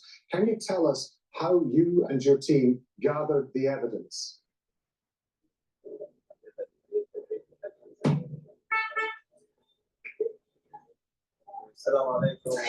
Peace be upon you. Good evening, everyone. During our work with the Civil Defense Team, in order to recover the bodies in the medical complex of Al-Nasser, we have found mass graves within the medical complex, and one in the morgue, one in the north of the medical complex. And the civil defense team has worked in order to recover all the bodies. Most of them were decomposed bodies, and the occupation forces has changed the forms and also changed the shrouds and put them in plastic bags. We believe that those bags have accelerated the decomposition of those bodies. We have also noticed through our teams, we are trying also to document all the evidence that show that many corpses or bodies have shown signs of torture, including handcuffing, and also some other parts, some other bodies has shown that. Now, it's possible. I don't know, because there needs to be an investigation. I'm just saying, I'm just putting out there as a hypothesis. There was news during the fighting with the hospital, with the Israelis and Hamas being embedded with the hospital, that there were people within the hospital that were being held by Hamas. So we don't know for sure yet if Israel did this or if Hamas did this. We don't know. So is this staged to make it look like that it was from Israel? Or did Israel IDF soldiers really do this? We don't know. If the Israeli soldiers did do this, they need to be held accountable.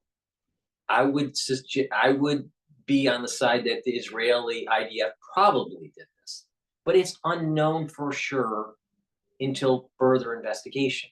So, so why doesn't the news just state it like how I just stated, instead of war crimes against Israel? All right. We don't know what really happened. We do know that people were held at the hospital against their will by Hamas. Now, is that the case? I don't know. Or is it that these people were casualties during the conflict and there was a mass burial of the collateral damage, and make it seem as though it's a mass grave to try to, to demonize the IDF? We don't know that either. There's a lot of, we know less than what we do know. There's a lot of things that we don't know about this situation than we do know. We do know that there are people that are dead, that are in a mass grave, but we don't not really sure how they died. And we're not really sure who tortured them, if they were tortured.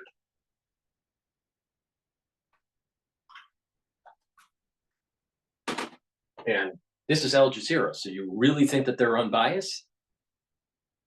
And again, part of the soul root of Esau is a person that tries to spin it in a way where there is a bias to try to get you on their side, right? For example, oh, the hospital back in the early days of October 7th and the aftermath, several days later, when Israel was blamed for one of the hospitals being hit by a missile. And it so happened that the missile that Hamas launched failed in the air and fell into a car park area right next to the hospital. Meanwhile, Al Jazeera was saying that there were 50 people that were killed. And there weren't 50 people that were killed. There were about 50 burnt cars. And Al Jazeera lied to the public. And mainstream media picked up on it, thinking that it was true. So we don't know really what the real story is yet.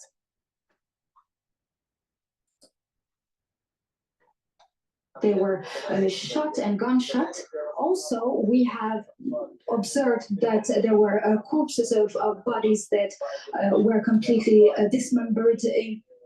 We also found bodies of women, young people, elderly, in the area of around the medical complex. We also have observed and found some bodies with no clothes, and all this indicated that some other bodies showed that they were being treated in the medical complex, as we have shown in the picture during the press conference that showed that one of the bodies that found was receiving treatment.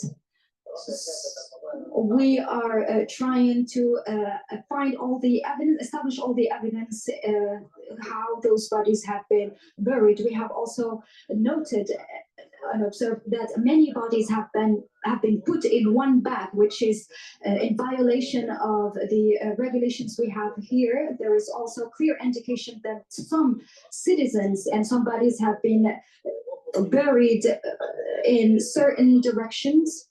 We have also found some bodies masked and compiled, put 30 meters underground, while in mass graves, the distance should not be more than 1 meter. So can you tell me what efforts you and your team have made to record and preserve the evidence that you say you found?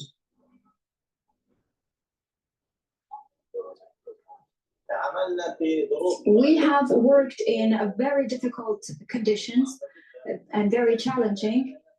This is due to the fact that we are lacking all the needed equipment to deal with those bodies and to maintain them. We have used the equipment that we have in order to recover the bodies, and we have tried as much as possible not to open the bags in order to keep those bodies until they are moved to a clean area where we can clean them, and then we can open those bags and document all the evidence that shows that there were signs of torture and are in violation with the international law. After taking note of all those signs and evidence, we have also been able to identify all the problems shown by those bodies, and we have documented them in specialized reports. Some of the reports are likely to help the international committees that can be launched in the near future in order to investigate in those in those crimes committed by the occupation.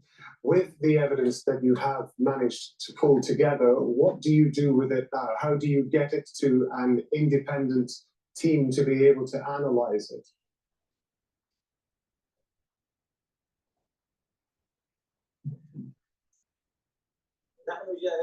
We are ready and fully prepared in order to submit a full report documented with all the photos and evidence that we have found about those bodies. We can publish them and submit them in both Arabic and in English so that it can be a foundation for the work that can be conducted by international investigation committees. We are here ready in Gaza in order to help the work in order to refrain or to push the occupation to refrain from the crimes being committed against the people in Gaza. During our work, we have found children during those mass graves. Why do we have to find children bodies in mass graves? This confirms that the number that we are documenting of children that have died, which is more than 14,000 children, including elderly and women.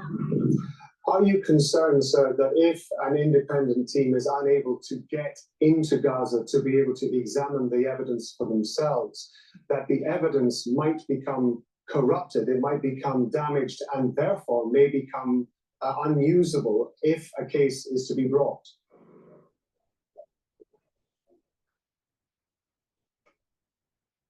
I don't think so, because we have made sure to document all the evidences that we have found so far. Those bodies. Don't you think that this should be done by a third party? Probably multiple third parties. Identified whether those bodies were unknown or not known, known or not known. And we are keeping all the evidence that we found in order to present it to the International Investigation Committee. We will exert all our efforts in order to maintain and preserve all the evidence. We will document it properly so that we can convey the message of the Palestinian people to the world.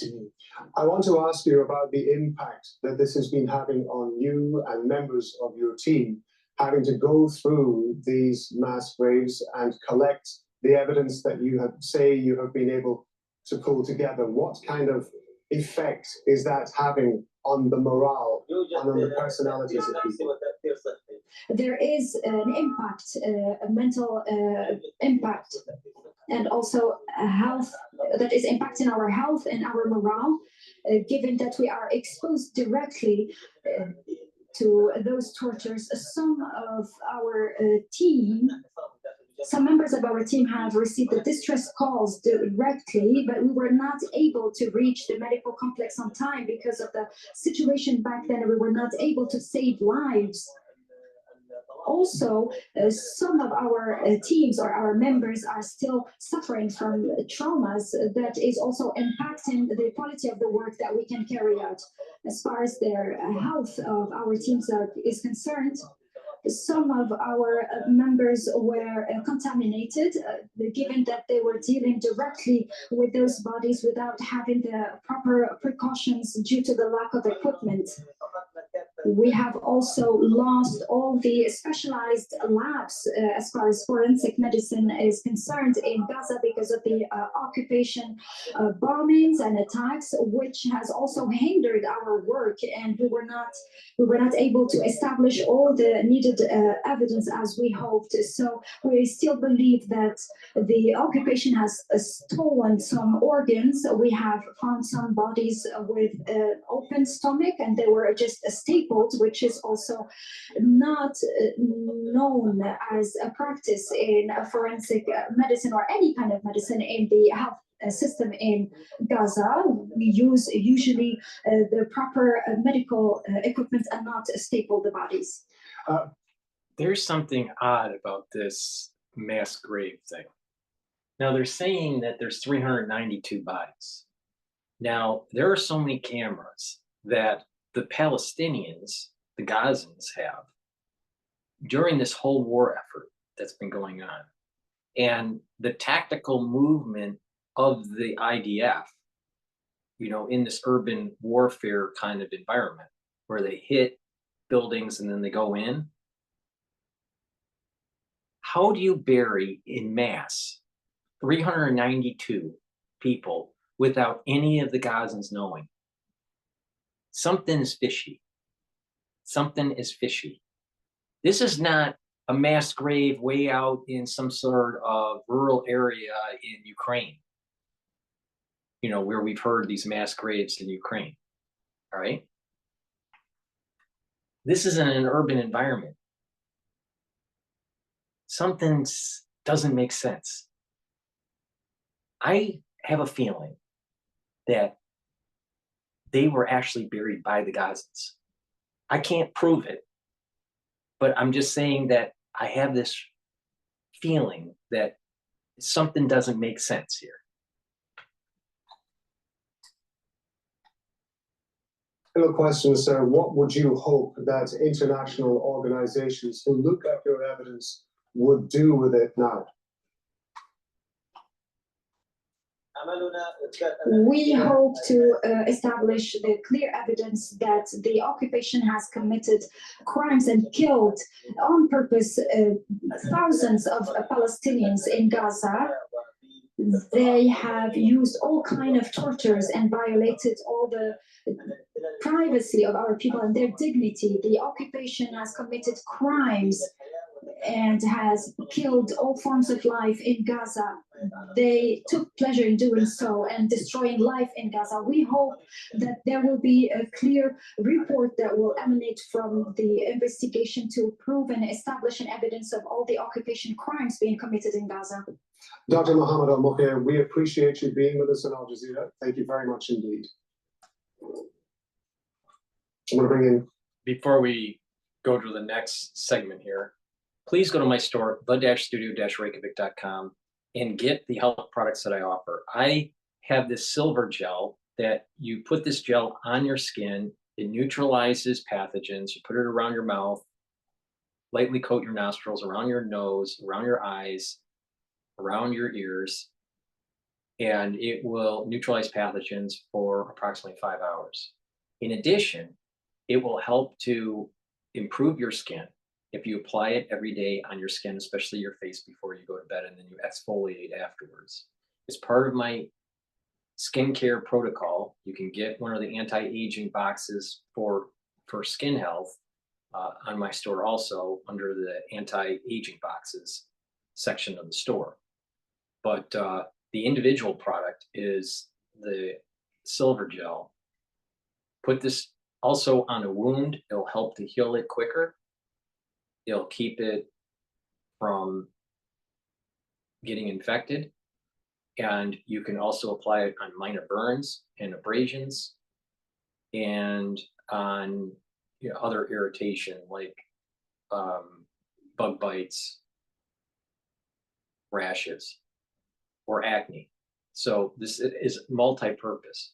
So please go to my store, get the silver gel, and it'll benefit your skin, but also it can be used as a means to neutralize pathogens.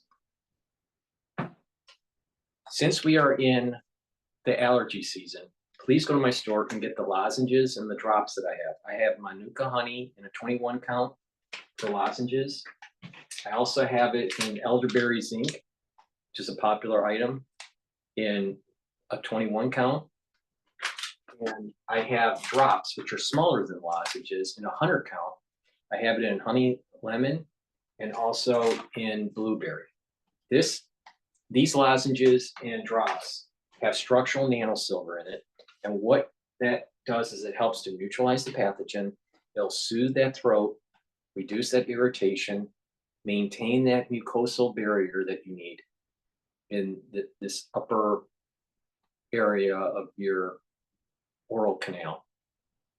And by doing that, you're reducing further problems during the allergy season. Get a few bags of this for your household. You're going to be thanking me, when you do, start to have these hypersensitivity reactions, especially type 1. So please go to the store and get the lozenges and the drops. It's the-studio-reykjavik.com. Jeffrey Robertson. He's an international lawyer and former United Nations war crimes judge. He was also president of the War Crimes Court in Sierra Leone. He's joining us live now from London. Good to have you with us on Al Jazeera. So this is one of the fundamental problems that Dr. Omohage was pointing out, isn't it? The difficulty of collecting evidence, tangible evidence, inside a war zone. Well, it's been in a long history. We now have many forensic doctors who have had the rather grisly task of combing through mass graves and examining victims to establish how they died.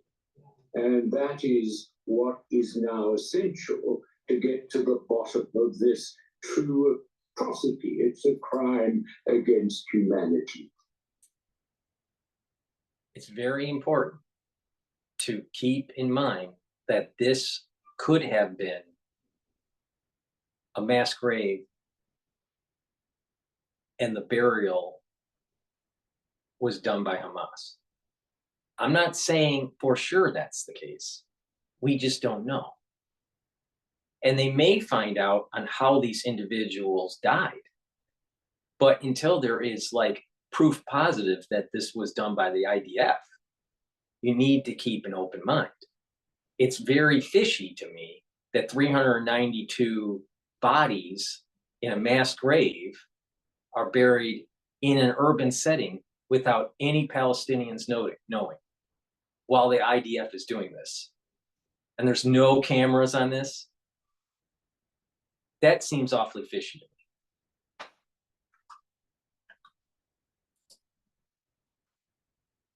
And there must be an independent inquiry, although Israel does not accept independence. When 7 aid workers were killed by drones the other day, they simply sacked the 2 officials responsible and said it was a tragedy. It wasn't a tragedy, it was a crime of manslaughter by negligence. But of course, the Israeli government would not allow any prosecution or any independent inquiry.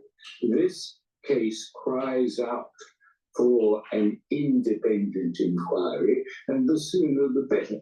The Gaza Health Authority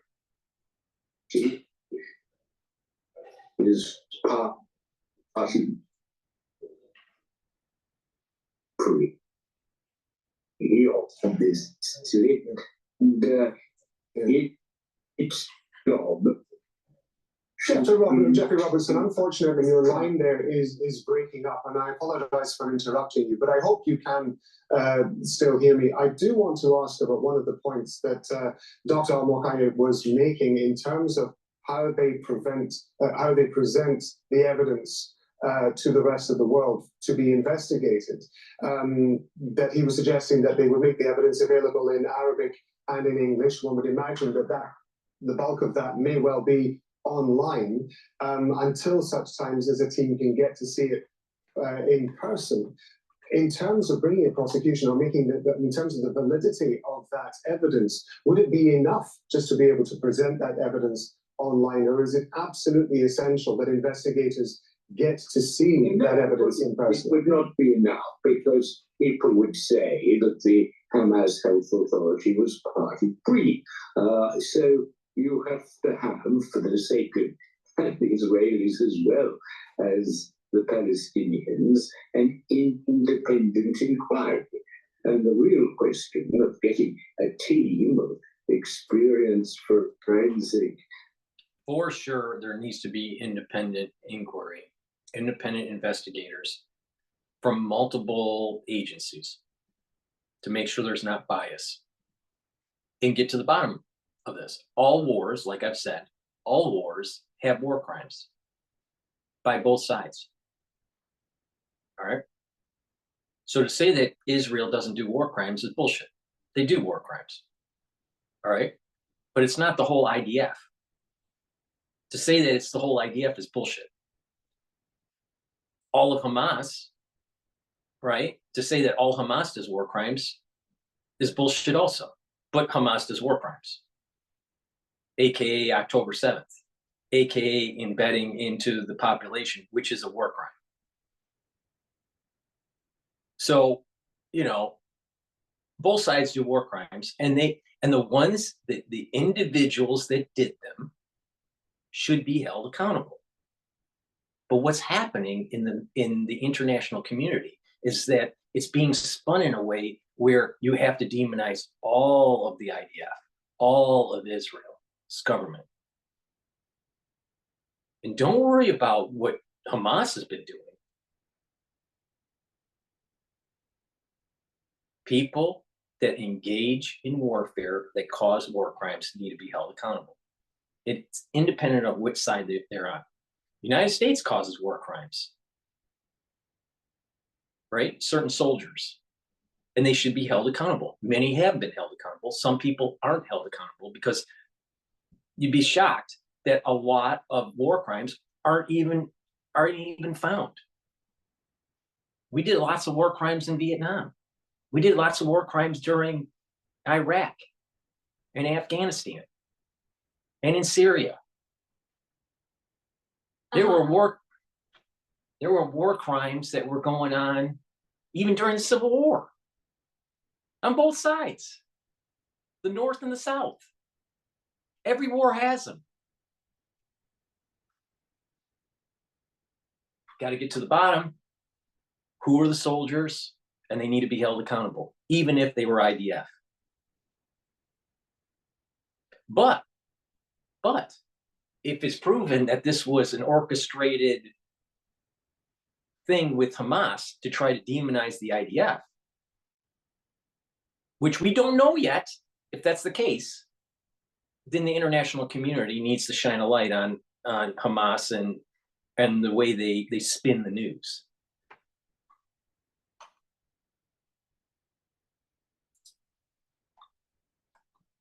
Doctors and a prosecutor or judge with an international reputation into Gaza. I mean, the Kerem Khan, the head of the International Criminal Court prosecution, was not allowed into Gaza. So I think this is the point at which America has to step up. It's got a number of eminent prosecutors and experts. I'm sure it can put a team together, and it will have to insist, because this has caused outrage in the international community. It will have to insist on a truly independent investigation, independent of both the Hamas authorities and the Israeli government. It will have to have the ability to question those Israeli officers in the vicinity to establish how this horror came about and who is responsible. That is only the questions being asked by the European Union, by governments around the world, can only be answered by an inquiry that is independent of both sides. But because this is a crime against humanity, this is in Khan Yunis, all right, which the Israelis have left that region and are now focusing on the operations in Rafah. All right. This is where the hospital was. I am shocked that 392 bodies are being buried in mass by the IDF because of some sort of war crime, and no one watched on the Palestinian side. Something's odd about this. Something is odd. I'm not saying it didn't happen by the IDF. I'm just saying there's a lot that needs to be answered on both sides of the fence, on the Israeli side and on the Palestinian side. Requires a full and independent and transparent investigation. Jeffrey Robertson, international lawyer, former United Nations war crimes judge. So we. Okay, I'm going to drop into I'm going to drop into the live feed to Al Jazeera. That was a feed that was just a segment that was uploaded. And their voices demanding their university accepts no funding from Israel. Let's go live to John Hendren, who's outside Columbia University in New York. John, despite these arrests, we've seen these protests continue to grow day in and day out. Can you give us a sense of what it's like there? That's true. I mean, yesterday at the University of Texas in Austin and the University of Southern California, there were arrests. Princeton had students that had camped out there. That's near here.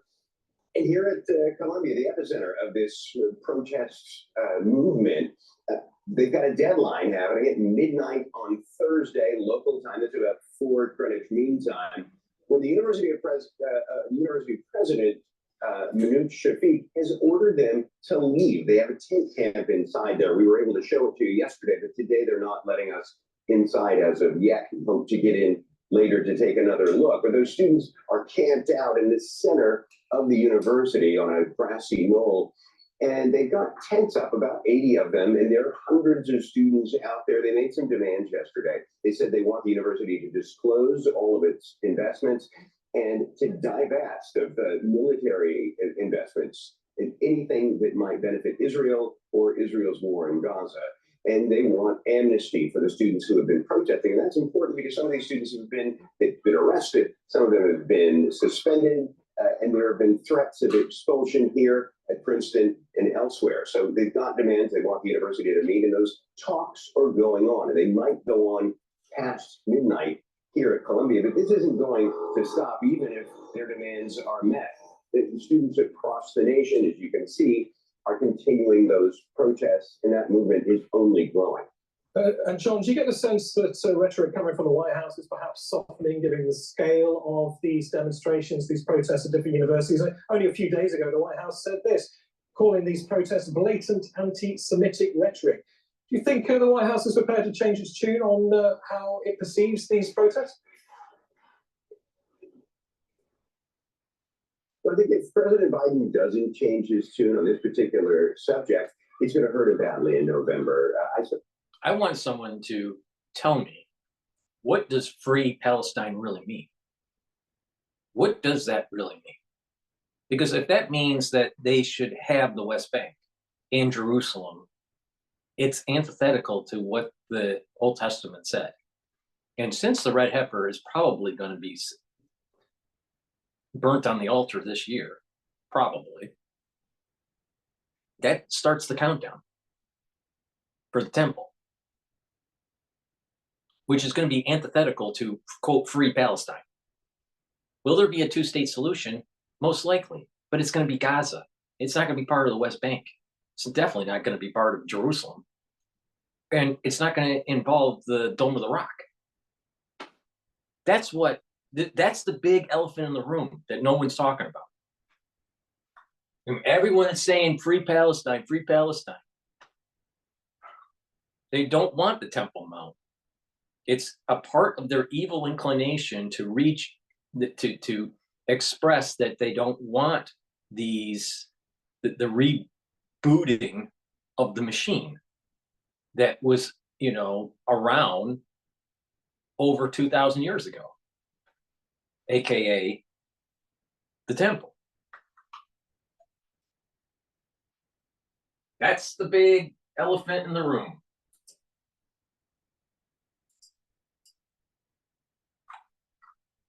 Time in Dearborn, Michigan, which has a large Arab and Muslim American population. And the voters I spoke to there said they simply can't vote for Biden if he does not initiate a ceasefire in Gaza.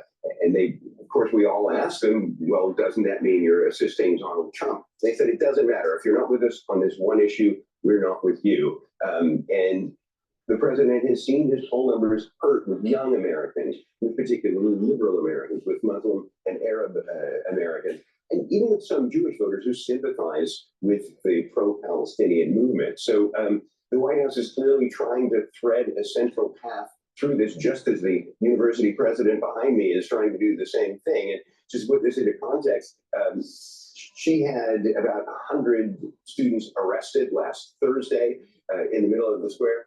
They just came back and reoccupied the square. In 1968, another university president here at Columbia did the same thing during a Vietnam protest, cleared out a bunch of students violently in that case. And that was the end of a stormy tenure for that particular president. This president is worried about the same thing. And at the White House, President Biden has his own worries. In November, he's up for re-election again. Yeah, certainly lessons from the past there, John. John Hendra there in New York, thank you. Israel's army is also carrying out operations along the border with Lebanon. There have been several airstrikes targeting areas in the villages of Alma al-Shab and Nakura, that's in southern Lebanon. Tona Hodder has more from Marjayoun at the border with Israel. It's becoming a higher intensity conflict along the Lebanon-Israel border, a different phase. So we are seeing an intensification of the fighting. Like I said, right after October 7th of last year, this is going to be a multi-front war in Israel. Why? Because however this ends up, it's going to expand the borders of Israel. That means the Sinai Peninsula, that means the West Bank, that means parts of Jordan, that means parts of Syria and Lebanon. And all of Jerusalem. And the Muslims are going to fucking have a shit fit.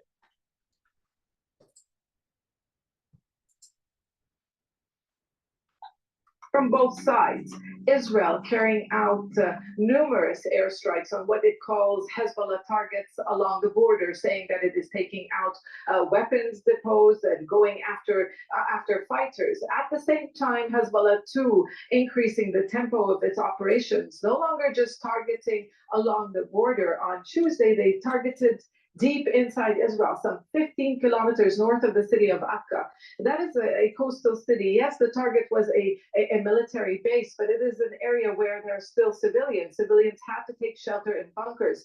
So both sides really sending messages to each other. Hezbollah saying that it is ready to escalate if Israel continues, to escalate on this side of the border, going after its fighters and its field commanders in targeted assassinations.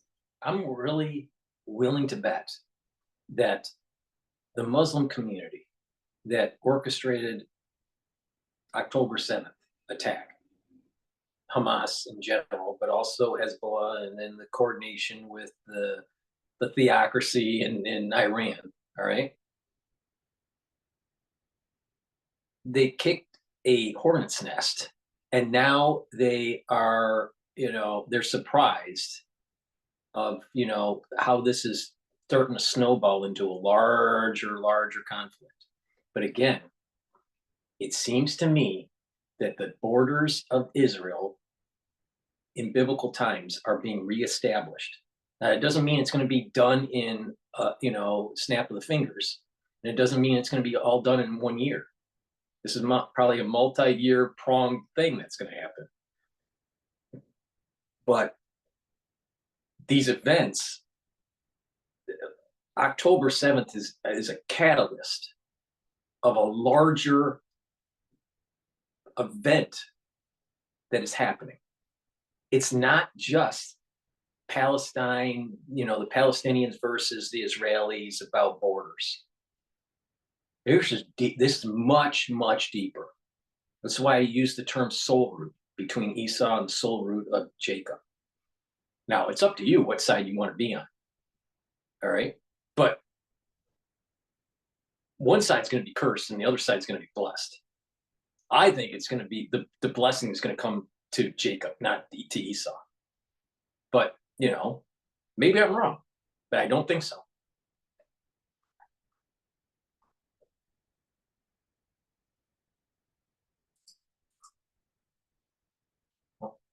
Appreciate it. Thank you very much indeed. What Israel wants is for Hezbollah to pull back. It wants Hezbollah fighters to pull back from the border. But despite thousands of strikes, Hezbollah is still along the border, launching attacks from the border. So are we going to see a further escalation as each side tries to get a better position on the bargaining table? But what is clear is that this is going to remain an active front line as long as the war on Gaza continues, because Hezbollah says there will be no halt to the fighting until there is a permanent ceasefire in Gaza. Zana Khuder, Al Jazeera, Southern Lebanon. Israeli forces have shot and killed a teenager in the occupied West Bank. The Palestinian Ministry of Health says 16-year-old Khaled Raid Suleiman Arouk was shot in the chest during a raid in Ramallah. The number of Palestinians killed in the occupied West Bank since October the 7th now stands at 488. The war on Gaza has led to renewed calls to boycott Israeli products. For years, Palestinians have urged international sanctions to be imposed in order to pressure Israel to end its occupation. But for those in the occupied West Bank, Israel's stranglehold on the economy is a major obstacle for the boycott movement. Ida Ibrahim has this report for Bethlehem. Living on occupied land, Salma Anaftawi doesn't want to buy the occupiers' products. Known as the youngest member of the Palestinian boycott campaign, she says it's a way of resisting the occupation. I'm aware that Israel controls our lives and our economy. Our electricity, water, and fuel are from them, so we can't fully boycott. But even if I inflict 35% losses on them, it's the least I could do. As Israel controls their economy, Palestinians are left with little to no free choice. Since the war on Gaza, activists worldwide renewed calls for boycotts and sanctions against Israel, arguing that this non-violent approach played a major role in ending apartheid in South Africa. This Libyan advert equates buying from companies that support Israel with funding the genocide against Palestinians that has cost brands such as KFC and Starbucks. At home, recent boycott campaigns encouraged Palestinians to support their national products, such as this 4-year-old soda factory in the north of the occupied West Bank. Competing with international brands was difficult, its owners say, but sales were boosted recently. Soon, their soda will make its way to shops in Jordan, where boycott calls are strong. The Israeli authorities complicate our process. They impose high taxes and delay the imports and exports. They don't want Palestinians to be independent or to have an industrial economy. They only want us to be workers and depend on the Israeli market. Palestinians do not control their borders and have to suffer Israeli restrictions on Palestinian imports, exports, and foreign currency. What I want to do is I want to go to Democracy Now! About the graves here. All right, but before I do that, please go to my store, the-studio-reykjavik.com. It is important that you boost up your immune system, especially in the aftershock of the crisis that we had in 2020. By having a boosted immune system, you're going to be able to fight cancer better. Weakened immune systems can't fight cancer as well. It's really important to boost up your immune system. If you follow what I am doing, and if you follow my advice, you're going to improve your chances of boosting up your immune system. Go to my store and get the lignans, and this is a powder. You mix it with your food, you take it every day, and it's going to help to boost up your immune system. All right? It's part of this protocol to boost up your immune system and slow down aging. Also, it's really important in the post, era of the crisis that we went through to make sure that you have a good gut biome. All right? There has been evidence to show that the gut biome has been disrupted during the crisis. So please make sure that you get a good probiotic. I have 2 different probiotics. I have one in a powdered form and one in a tablet form. I take the powdered one every day. I mix it with food. You can mix it with water also. Take it every day, and it'll help to improve your gut biome. It'll help to improve energy absorption and that metabolism that you need, and that communication between your gut and your liver and your gut and your brain. So please, it's really important to take a good probiotic every day. There's a little scooper in here. You just take a little scoop of it, mix it with your food or water, and take it every day. In addition, it's really important to take resveratrol. This helps to get rid of senesced cells. It's also an antioxidant. It's part of my anti-aging protocol. And by getting rid of senesced cells, your tissue that gets rejuvenated by adult stem cells will actually start to populate from those adult stem cells, and the actual telomere lengths will be longer on average. The problem with senescent cells is the telomere lengths are small, and you want to get rid of those cells. So go to my store and get the resveratrol.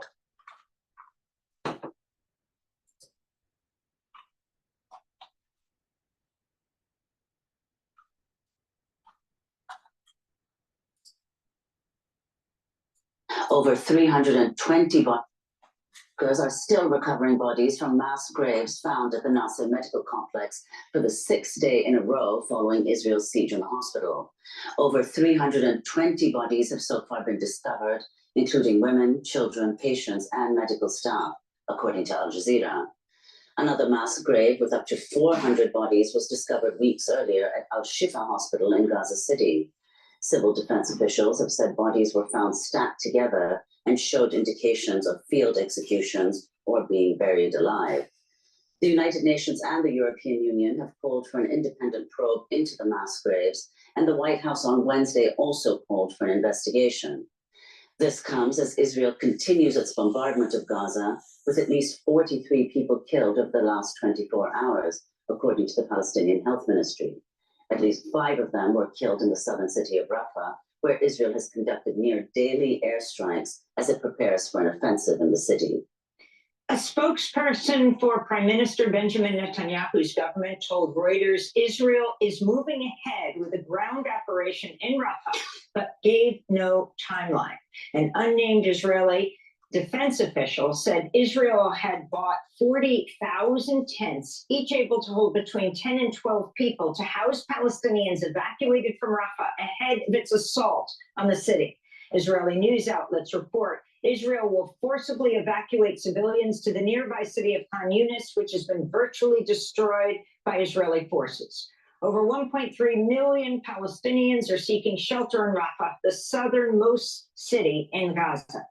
We go now to Rafah in Gaza, where we're joined by Akram Al-Sahari, a journalist based in Gaza. Welcome back to Democracy Now!, Akram. Just moments ago, Palestinian officials held a press conference in Rafah regarding the mass graves at the Nasser medical complex. Can you tell us the latest? I know there's a delay in the broadcast.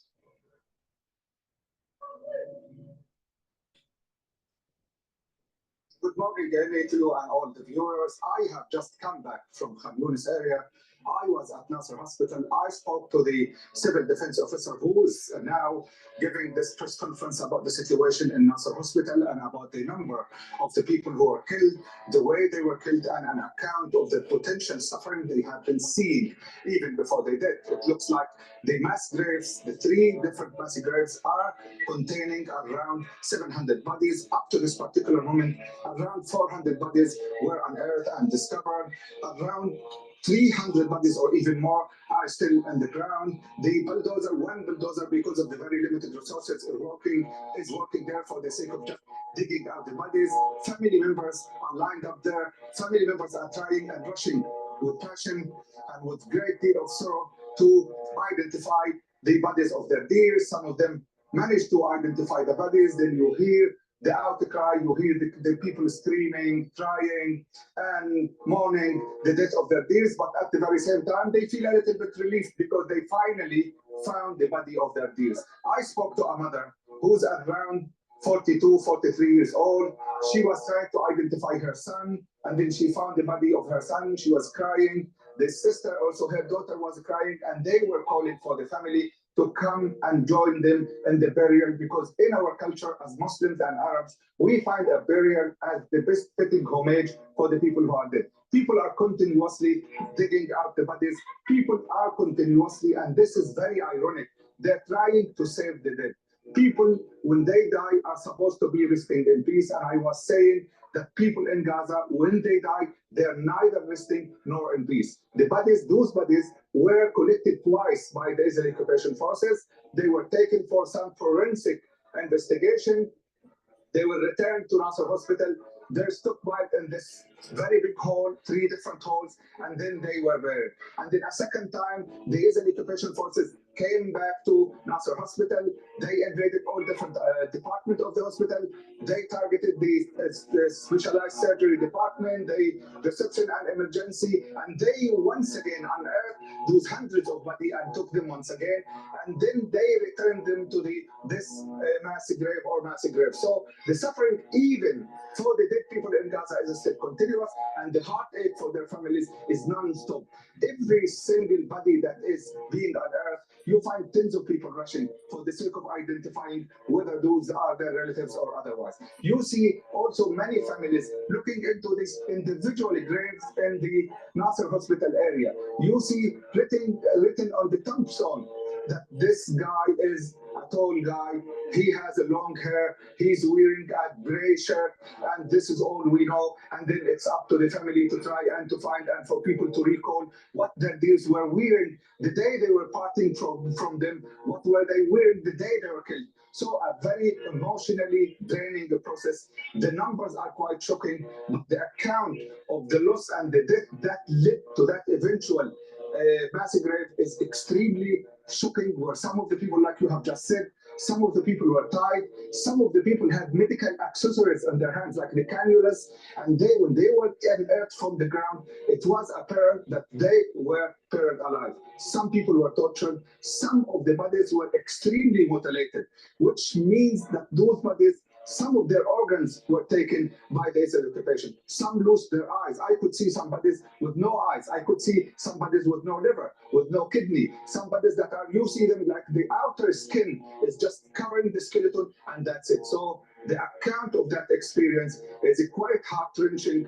The families that have been suffering for the sake of just identifying their deeds are also broken. They have been crying, but at least they say, we feel comfortable because we found our dears. So it gives you an insight, a glimpse into the suffering people of Gaza have been living. It gives you a glimpse into the bereavement the women, men, children, and girls in Gaza have been experiencing for the last 6 months or so. The live feed from Al Jazeera is talking about how MIT is receiving money from the Israeli government of the tune of about $11 million. And they're publishing the professors that are, and the researchers that are receiving that money for their grants. All right. What about the students also publishing the professors and the universities that are getting money from Arab nations, and how these universities are being captured by Muslim countries? No, they're only going to focus on the Israelis. You know, see how this is being played out now? What about the money that was being donated by Saudi Arabia and Dubai?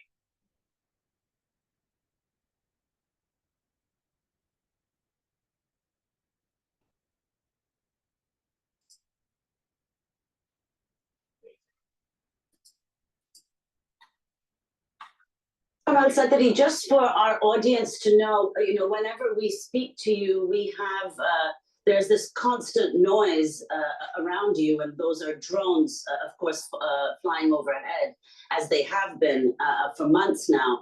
But if you could respond, the European Union, the United Nations, and now also the United States have called for an independent investigation into these mass graves. So your response to that? And we're speaking to you in Rafah. If you could also describe what conditions there are on the ground.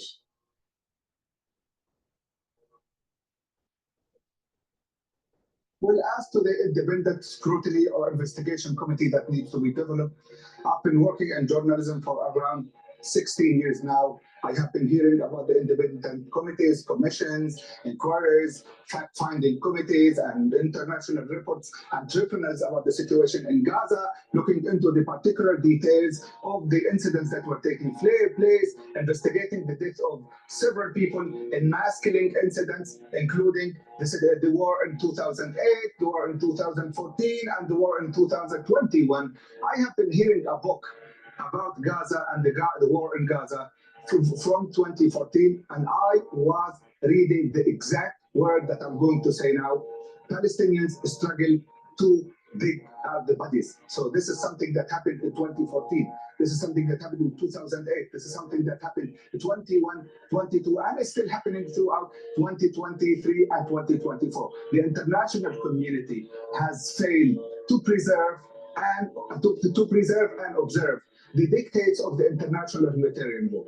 The humanity at large is facing a challenge. All the political systems worldwide are asked now and expected to do something tangible for the sake of just saving the Gaza Strip. Rhetoric is no longer needed. Rhetoric is no longer satisfactory.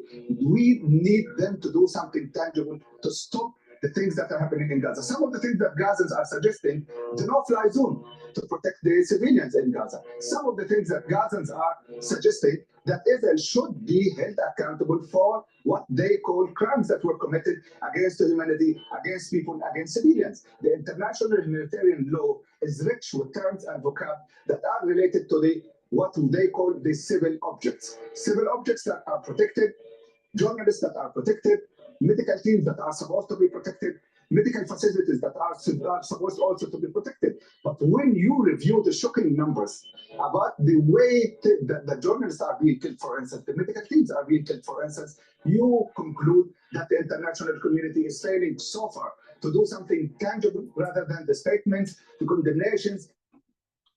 Mark my words, this is moving towards a much bigger event that's happening in the Middle East. This is PNN, and we have to go to commercial.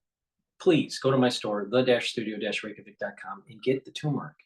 Turmeric is really important to bring down that inflammation. It's also an antioxidant.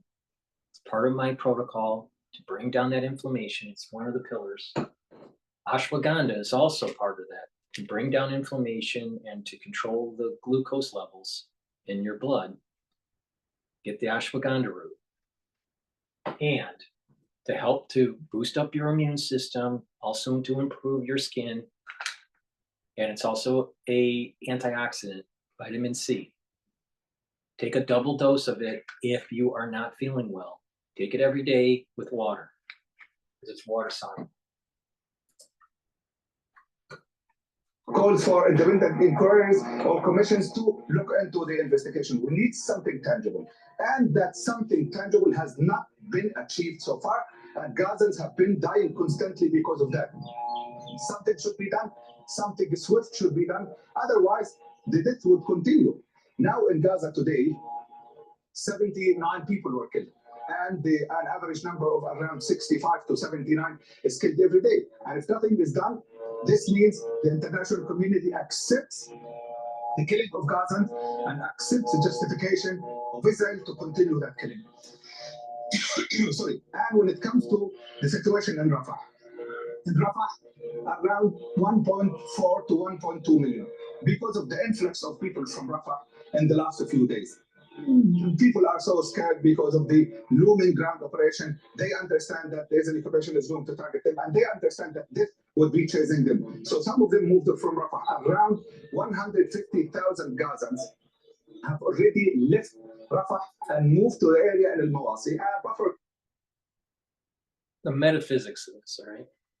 Lots of children, lots of families that are not part of the military apparatus with Hamas are being affected by this war between Hamas and Israel.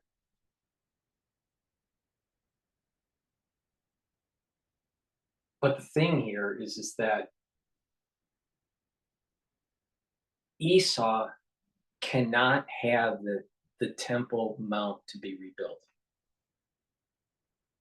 at a metaphysical level, at a spiritual level. They can't allow the Jews to have the Temple Mount. And that this red heifer, they know, is a very strong spiritual purification process for the Jews that will start the countdown where these events that I'm talking about will accelerate. Now, it doesn't mean it's going to be done in a year. It doesn't mean it's going to be done, in 5 years. or in a month, but there's going to be these rapid processes that leads to going back to biblical precepts, borders, the making of building up the temple, purification of the priests, all these things that have to take place. Very complex things have to take place. All right. But the soul root of Esau doesn't want that because it knows that it's going to start losing power. All right.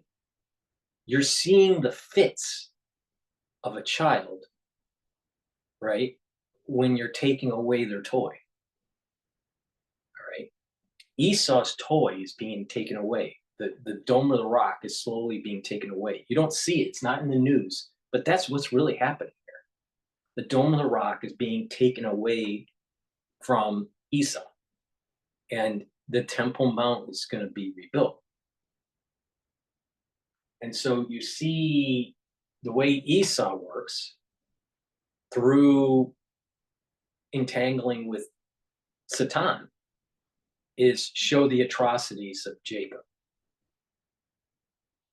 Never mind, peace was actually starting to happen in the Middle East through the Abraham Accord, and they decided to launch rockets and do atrocities on October 7th, Hamas, right? So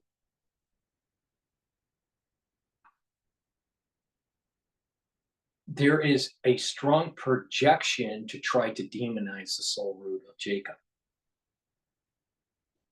It's what we would call emotional fallacy. But it still gets back to, why are these things happening? Well, Hamas attacked Israel. Why does Hamas attack Israel? Because it knows about the red heifer.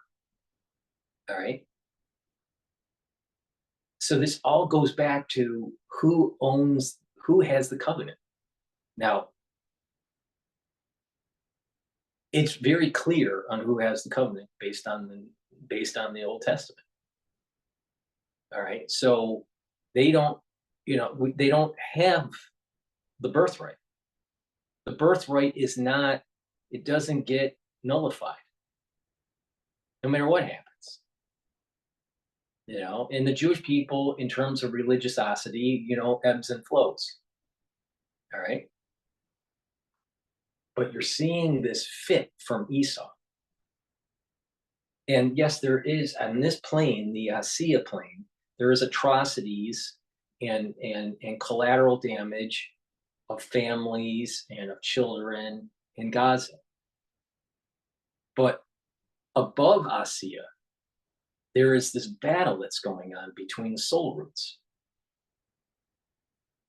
And when you're looking at this ebb and flow of the soul roots, Esau in the long haul here, in the hundreds of years wavelength, is starting to decline, while Jacob is starting the ascent. They know this. The Esau soul knows this. And this is why it's trying to get the international community, because a big part of the international community actually has a stronger affinity to Jacob than to Esau. The international community is a little mixed. There's a little bit of Esau, but a lot of Jacob. So it has a stronger affinity to Jacob, but a little bit of affinity to Esau. So Esau in the metaphysical plane is trying to latch on to that affinity to get the international community to feel that their cause is just. But the reality of the situation is that the wavelength, the multiple hundreds of years wavelength, is moving for Jacob and moving negatively for Esau. So I know this sounds a little crazy, but watch the news in the terms of metaphysics, and you'll start to see what's playing out. That doesn't mean that Jacob, Israel, IDF, does everything right. They don't. That doesn't mean that Hamas does everything wrong either. But there is this ebb and flow of the soul roots in the long hundreds of year wavelength where they're inversely related. Jacob and Esau are inversely related. Esau is in power for X amount of years, and then all of a sudden there's Jacob that's in power for X number of years. And during this ascent for Jacob, it's going to be the building of the Temple Mount. Now, hopefully we see it in our lifetime, but we might not. But we're seeing the setting of the stage. We're seeing the foundational part of this evolve. So watch the news in terms of the metaphysics, and you'll start to see this pattern that I'm talking about. But Esau has a tendency to try to latch on to the international community to try to get sympathy, because the international community has mostly Jacob, but a part of Esau in its soul root.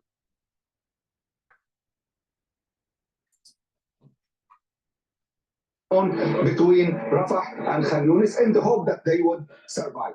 The ones who are in Rafah and the ones who are in Khan Yunis and the ones in Gaza, at the entirety of Gaza, are on all IDPs, around 2.1 million IDPs, because of the destruction of the infrastructure, the destruction of the homes, the destruction of the streets, and because of the continuous bombardment that has been taking them out. And those people are living in areas that have no infrastructure. No infrastructure means that they don't have water supplies that are regular. They don't have sewage systems. They don't have food. They don't have even drinkable water with which they can cook the food. They don't have houses. They're living in tents. And today is a very hot day. Today and yesterday were very hot days in this specific season. Now people in the tents are struggling. They're sweating all day. The children that have respiratory, even the adults that have some respiratory disorders, are suffering more than any other people. And this suffering is continuous. And this situation, when it comes to the humanitarian situation in Gaza, is unbearable, unimaginable, and unacceptable. When I tell you the situation is unimaginable, because for me, some parts of Gaza and some part of those camps that I have seen, the suffering of the people is unimaginable. You see them living just by the minimum, and even there is no minimum, and they have no other choice to continue living and waiting and hoping some solution would be developed or concluded sometime soon. This is the truth about the situation. Something I have never seen in my life, let alone someone who's living thousands of miles away from Gaza. People are buried in the streets. People are buried on the pavements. People are buried everywhere in their homes, and some of the bodies, around 10,000 bodies, are in Gaza, are still under the rubble, and they have not been retrieved so far. You walk down the streets and you smell death everywhere. You go to the hospital that is supposed to be the temple of protection and humanity, you find the hospital totally devastated by death. You find the patients who were supposed to be receiving the medical treatments buried within the hospital, and you smell their decomposed body after the bodies were desecrated and unearthed. And wherever you turn your face, you see the children, you see the adults, you see the women and the men, the girls and the boys suffering from that unjust situation that is still continuous, and no one single international power could stop that or bring an end to that ongoing suffering and misery. Akram al-Satri, we want to thank you so much for being with us. Be safe. Akram is a Gaza-based journalist speaking to us from Rafah. All right, so that was Democracy Now. Now,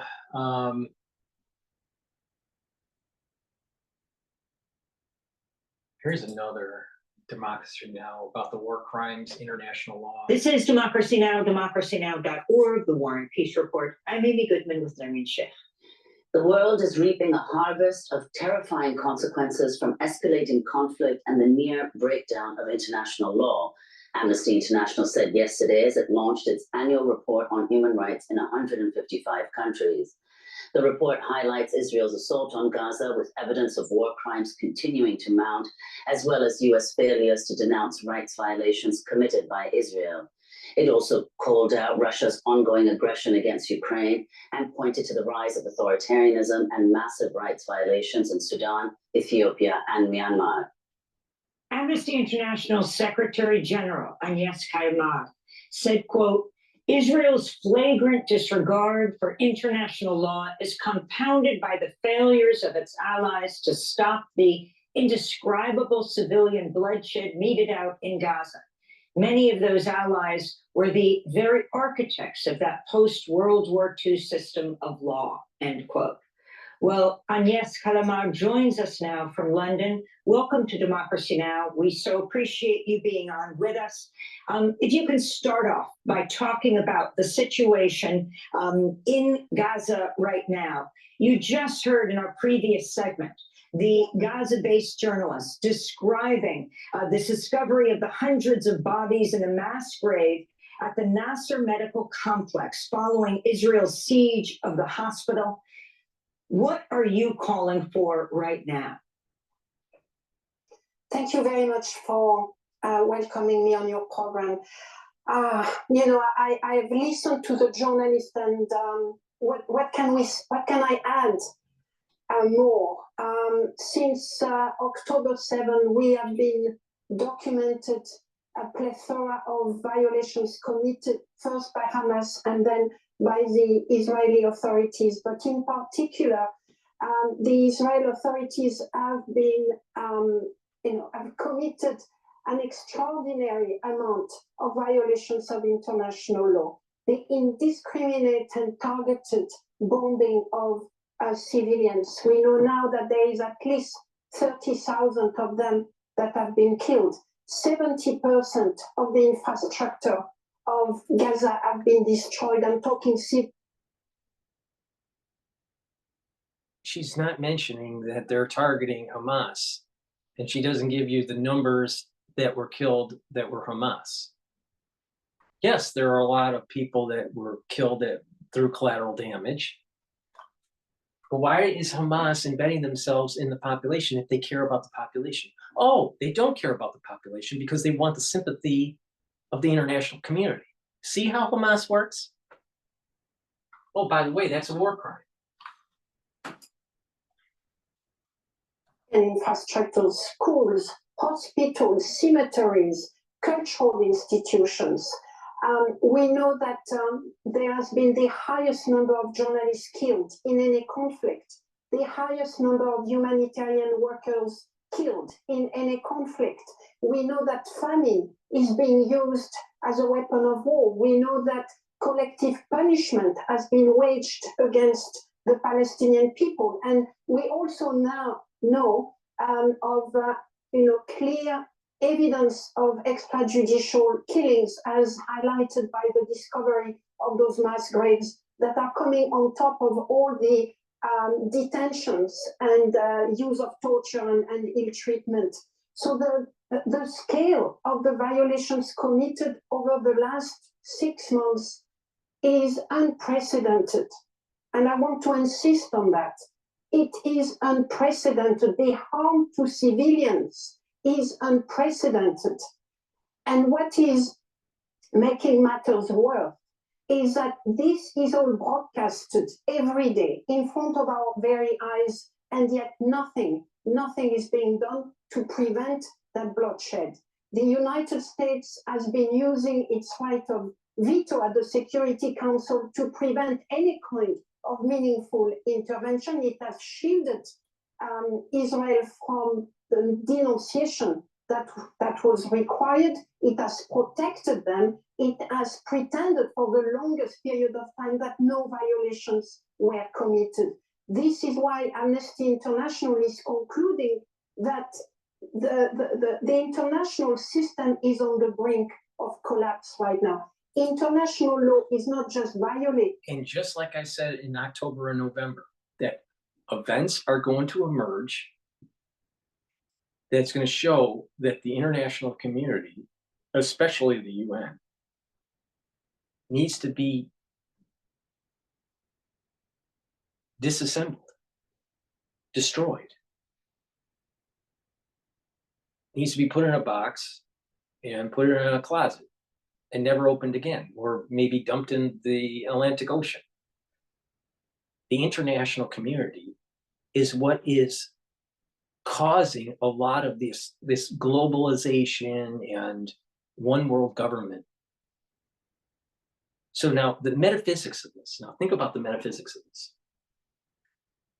There is a group of people using the international community to try to usher in a one world government. All right. And many people that want right of determination, sovereignty of its own nation.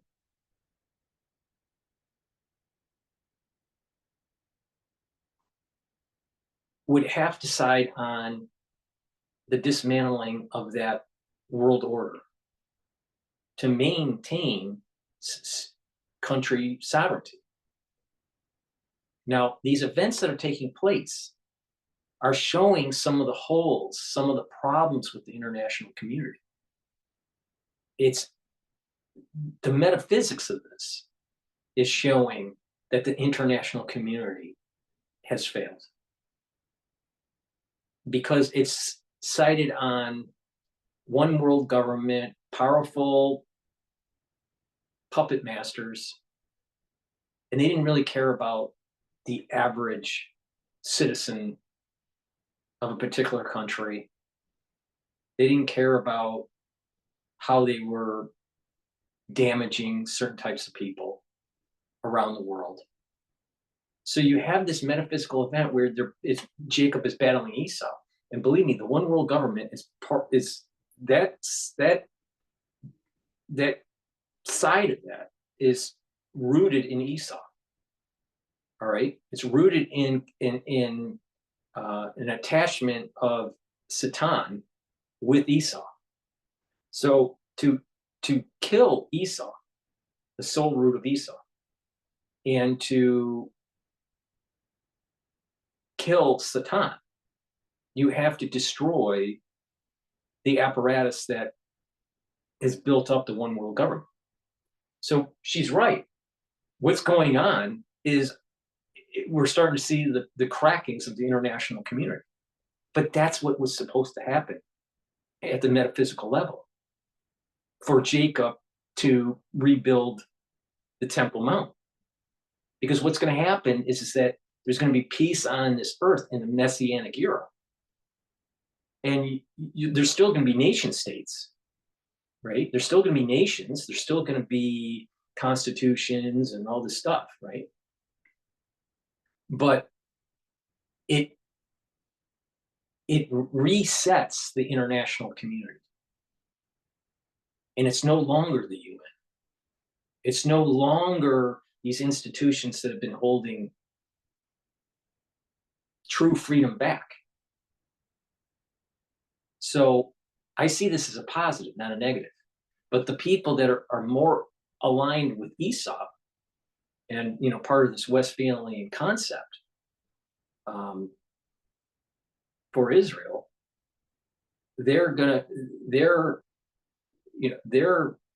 be pushing for international community power. But this is part of people were saying the Great Reset. This is the Great Reset. You know, people were saying, oh, the Great Reset, you know, it's, you know, during the crisis in 2020 and all this. It didn't happen. The Great Reset didn't happen. If anything, the Bio-Patriot Act happened. What is the Great Reset? The Great Jubilee, right, is the resetting of what's going on the Temple Mount. That's the Great Reset. The international community is fracturing. It has cracks because it's aligned with itself with Esau. Now, again, the United States will be blessed and cursed, just like Israel is blessed and cursed. But if the United States makes sure that it aligns itself with Jacob in the aggregate, in its totality, there will be more blessing than curse.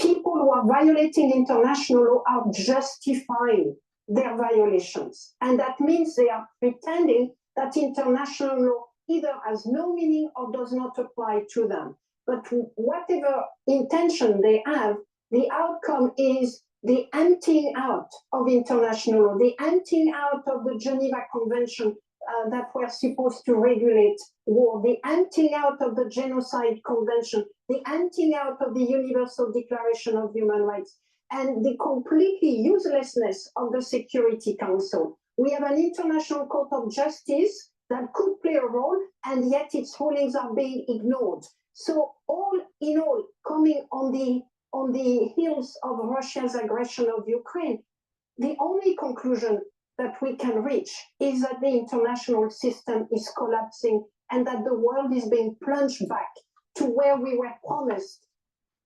Let the international community plunge, because I think the UN is absolutely causing more harm than good.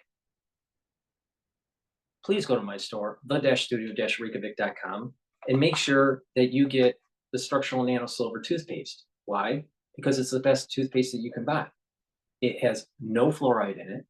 It has structural nano silver. It will neutralize pathogens. It will whiten your teeth, freshen your breath, and also help improve your cardiovascular health, because poor oral hygiene can lead to cardiovascular issues and valvular issues. So please go to my store and get the structural nano silver toothpaste. It's the best toothpaste that you can buy. It's way better than anything Alex Jones sells. Get several tubes of this for your household and help support my work. It's the-studio-reykjavik.com. Link is in the description.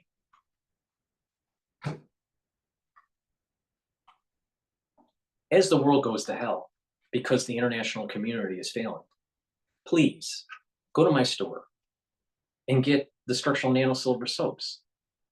I have it in different varieties. This one's in charcoal tea tree, peppermint, lavender, and oatmeal. Get a few bars of this for your household. It's made from the structural nano silver. It helps to neutralize pathogens. It's a high quality soap, and it helps support my work. You can get it by clicking the link in the description of this video, the-studio-reykjavik.com. Will happen never again. Dr. Agnes Kalimar, we want to go to U.S. National Security Advisor Jake Sullivan, who on Wednesday called for an investigation into the mass graves at Nasser Hospital. We have been in touch at multiple levels with the Israeli government. We want answers. We want to understand exactly what happened. You've seen some public commentary from the IDF on that, but we want to know the specifics of what the circumstances of this were, and we want to see this thoroughly and transparently investigated so that the whole world can have a comprehensive answer, and we, the United States, can as well. So that's Jake Sullivan speaking Wednesday. If you could respond to that, and what kind of investigation you believe needs to happen, and who should conduct this investigation? Well, first and foremost, Amnesty International and others have been calling for those investigations. Amnesty International is in bed with Hamas. So you think that they're a legitimate, honest broker in this whole thing? Of course not. Very long time. The journalist that was speaking before me pointed out that those investigations have been called on since 2014 and nothing has ever happened. You cannot rely on the Israeli authorities to deliver any kind of meaningful investigation. Right now, no one can enter Gaza. No one can provide the expertise required for this investigation. We have mass graves. People are looking, and that's absolutely humane, are looking for their loved one, which means that the crime scene itself is going to be meaningless within a few hours or a few days. I don't know this woman at all, but how many times has she mentioned the war crimes that Hamas committed on October 7th? How many times has she discussed the embedding of Hamas within the population, which is a war crime? I'm willing to bet maybe once since October 7th. Probably not more than twice. But how many times has she demonized Israel? Just in this episode. Certainly nobody there who can protect the crime scene, who can provide the necessary expertise so that at least we have a sense of how people died, when did they die, and the kind of violation that have been perpetrated against them. So yes, we want an investigation, but I don't think this is a genuine demand for an investigation. People know that mass graves are extremely fragile, and right now there are probably no crime scene left to be investigated effectively. But we don't need that investigation to conclude that Israel has been committing war crimes after war crimes after war crimes. We have plenty of evidence since October 7 of many of those violations. We at Amnesty International have documented with good evidence indiscriminate shelling of civilians. What about building a hospital on a tunnel system for Hamas? Amnesty International. We know from people on the ground that almost all civilian infrastructures have been destroyed. And this cannot be justified just by the notion of military objective or military necessity. We have the evidence required to conclude that Israel has, repeatedly, to an extent unprecedented extent, violated international law. It is now time for the United States, more than time, it's too late, in fact, for the United States to take a stand to denounce Israel's violations, to stop arming Israel, because that's what they are still doing, and to do everything in their power to put an end to this bloodshed, to the killings of the Palestinians that we are all witnessing, that we are all made to witness. Can you talk, Dr. Calamar, about the U.S. disconnect of the Biden administration? On the one hand, calling vaguely for a ceasefire and saying from Blinken to President Biden, their hearts are broken when it comes to Palestinian casualties. But on the other hand, continuing to supply the weapons. It's not a disconnect. I think it's very well organized and very well scripted. They are making some sounds that they feel they have to make, but the elephant in the room is that this is going to a larger war. And Esau is going to lose.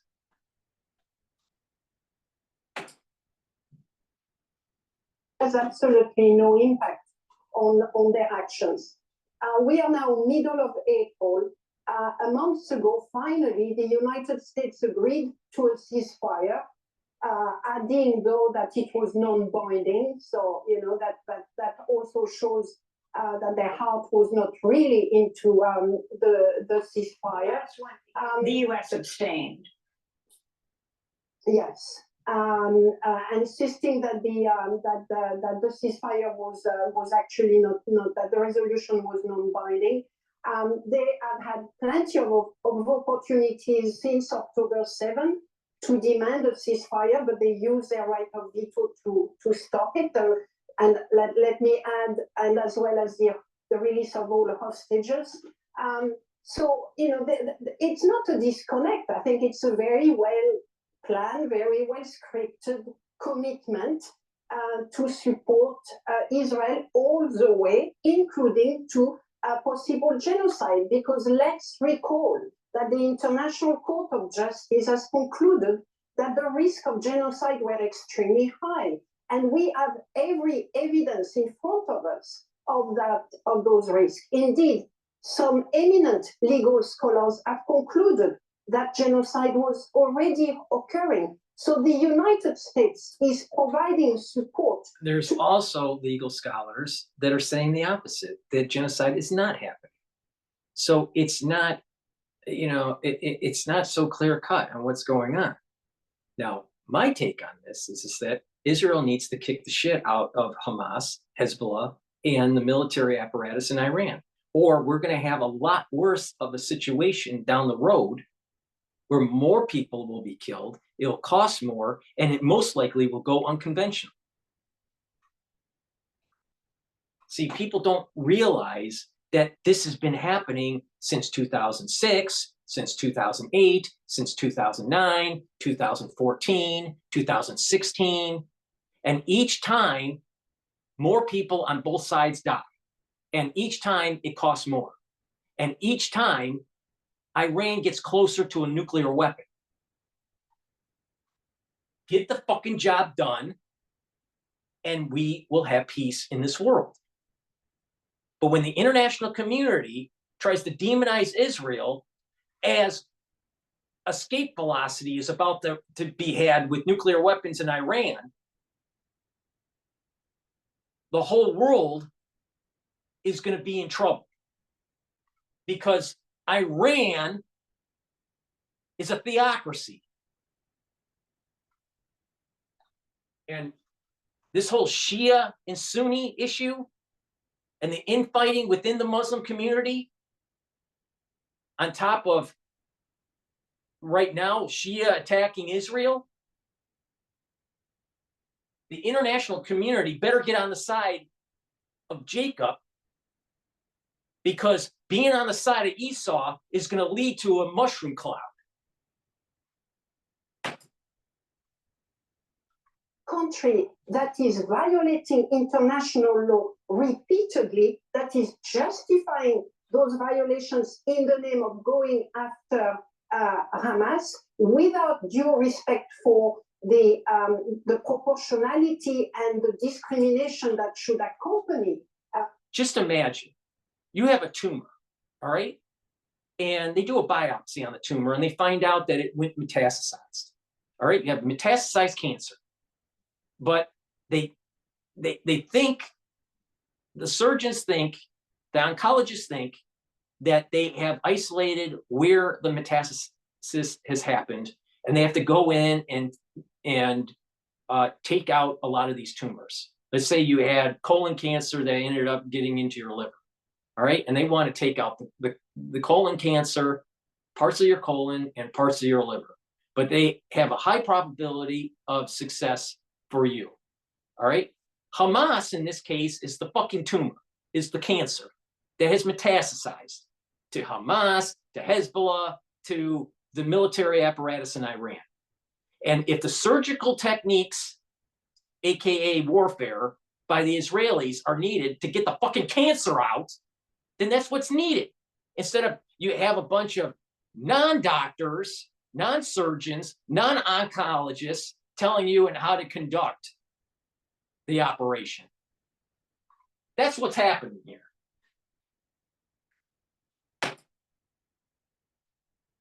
Their actions. By so doing, the United States is making itself complicit to some of the worst possible crimes being committed right now. Yeah. So just let's demonize Israel. Let's keep Hamas. Let's keep Hamas in their little sandbox in Gaza, and not go after Hezbollah, and let Iran go nuclear. And oh, by the way, the Iranians are pretty smart. They're actually smarter than the Americans. And you know what? They could make biologics too.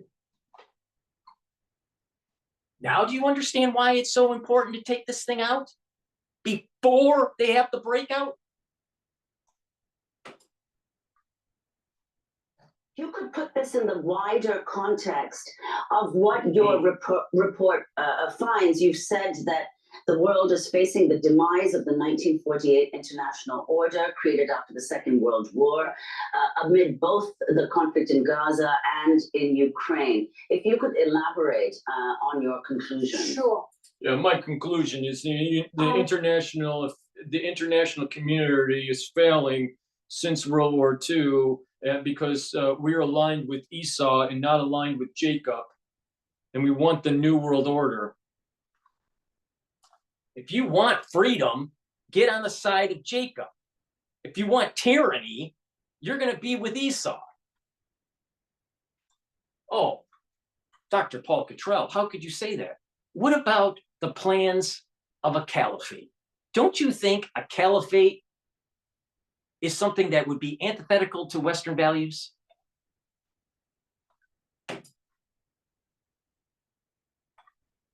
So I've already highlighted what's happening in Gaza and how Israel is violating international law and is justifying those violations.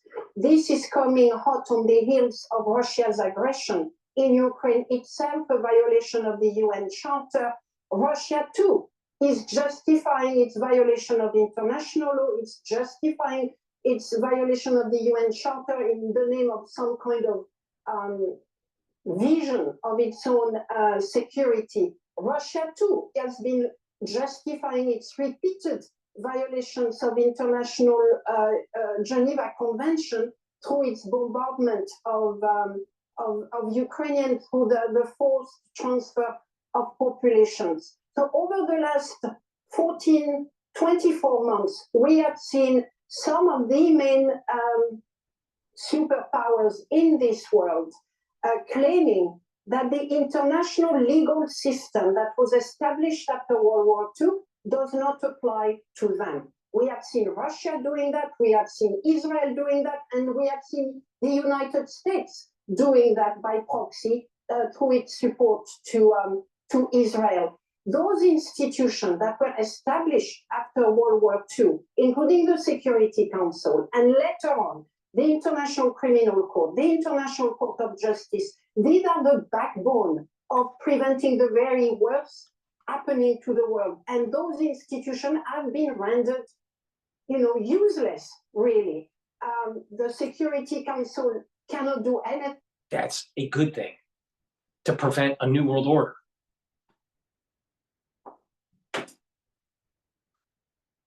For peace and security because of the abuse of the veto power. The International Court of Justice is delivering very strong rulings that everyone is ignoring. The International Criminal Court is delivering warrants, including against President Putin, that most people are ignoring. So those institutions that are supposed to protect us all are not protecting us anymore. And the international legal framework, the international normative framework is... The international community has failed. You have nuclear proliferation, you have terrorism, and you have these other unconventional means of warfare now with biologics. Get rid of the international community. I mean, if I was president of the United States, then maybe that would be a good thing.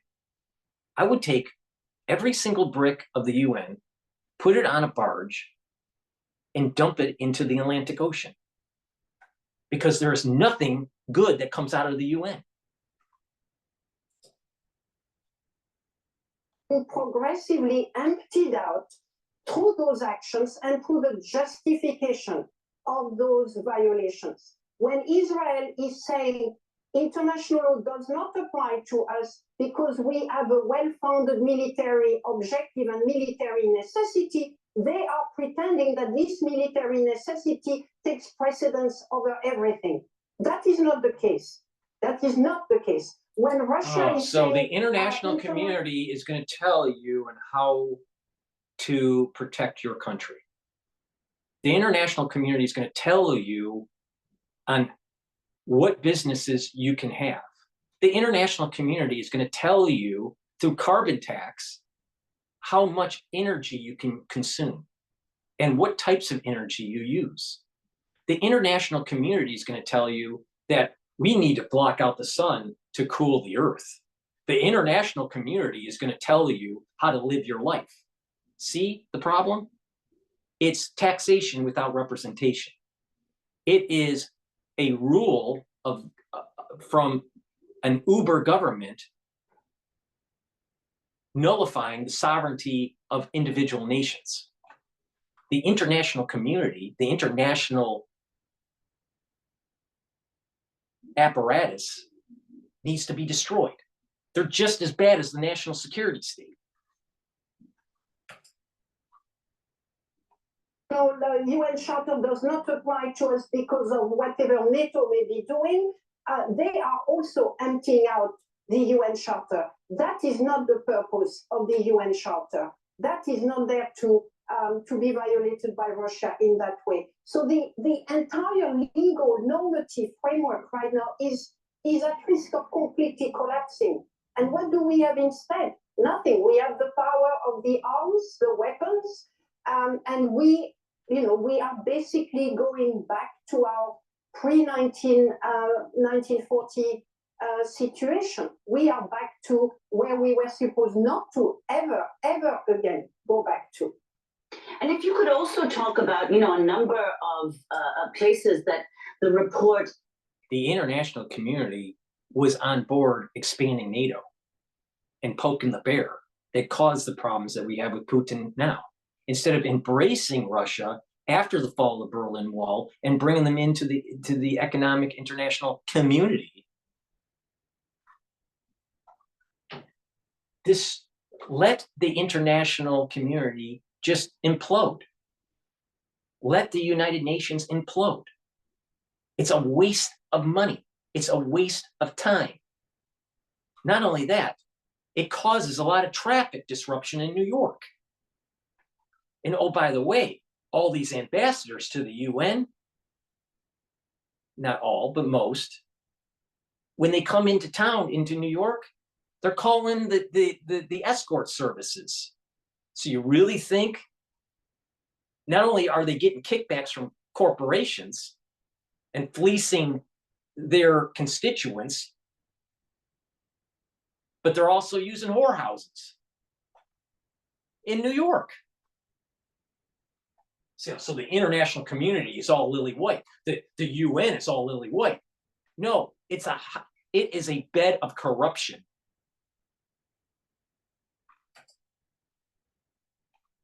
Highlights that receive very little media attention, Myanmar and Sudan. If you could talk about the massive rights violations going on there.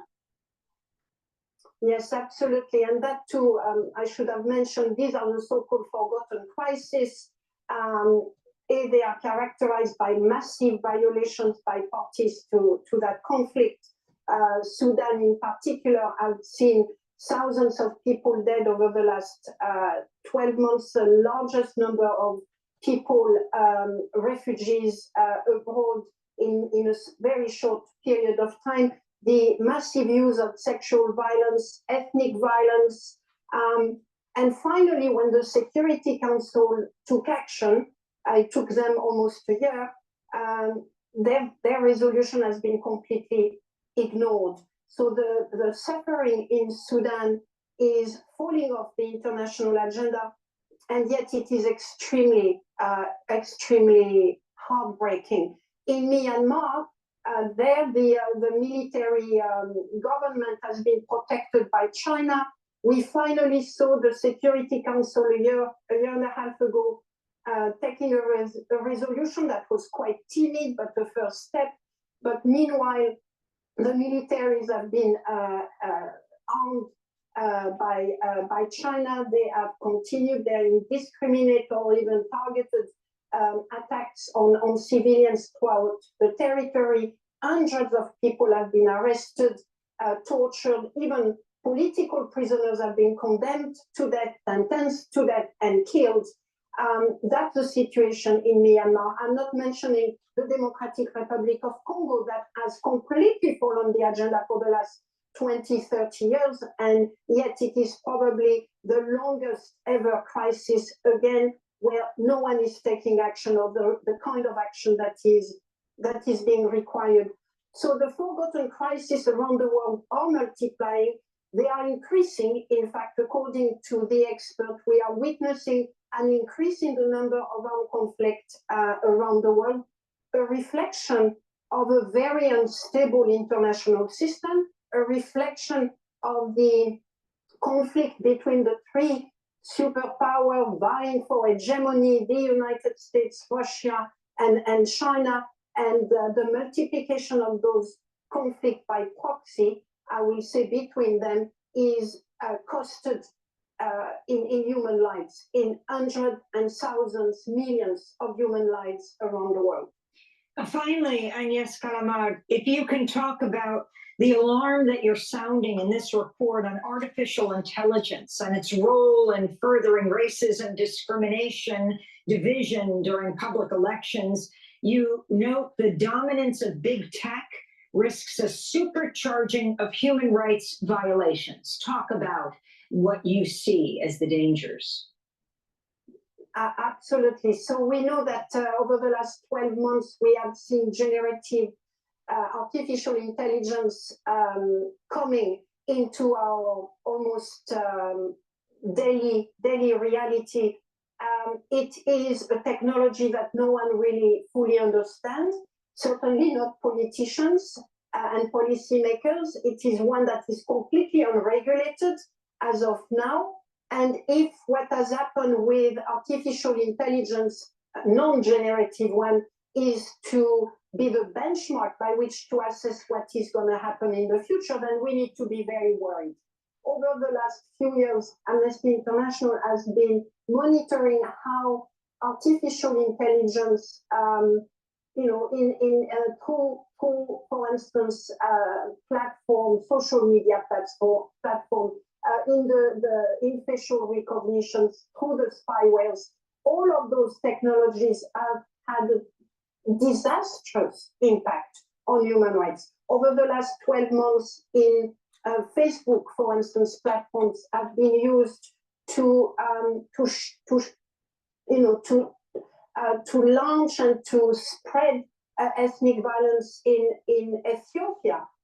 In Serbia, we have documented that semi-automated algorithms have been used, particularly in the context of the provision of public social assistance, in ways that has discriminated against Roma people and people with disability.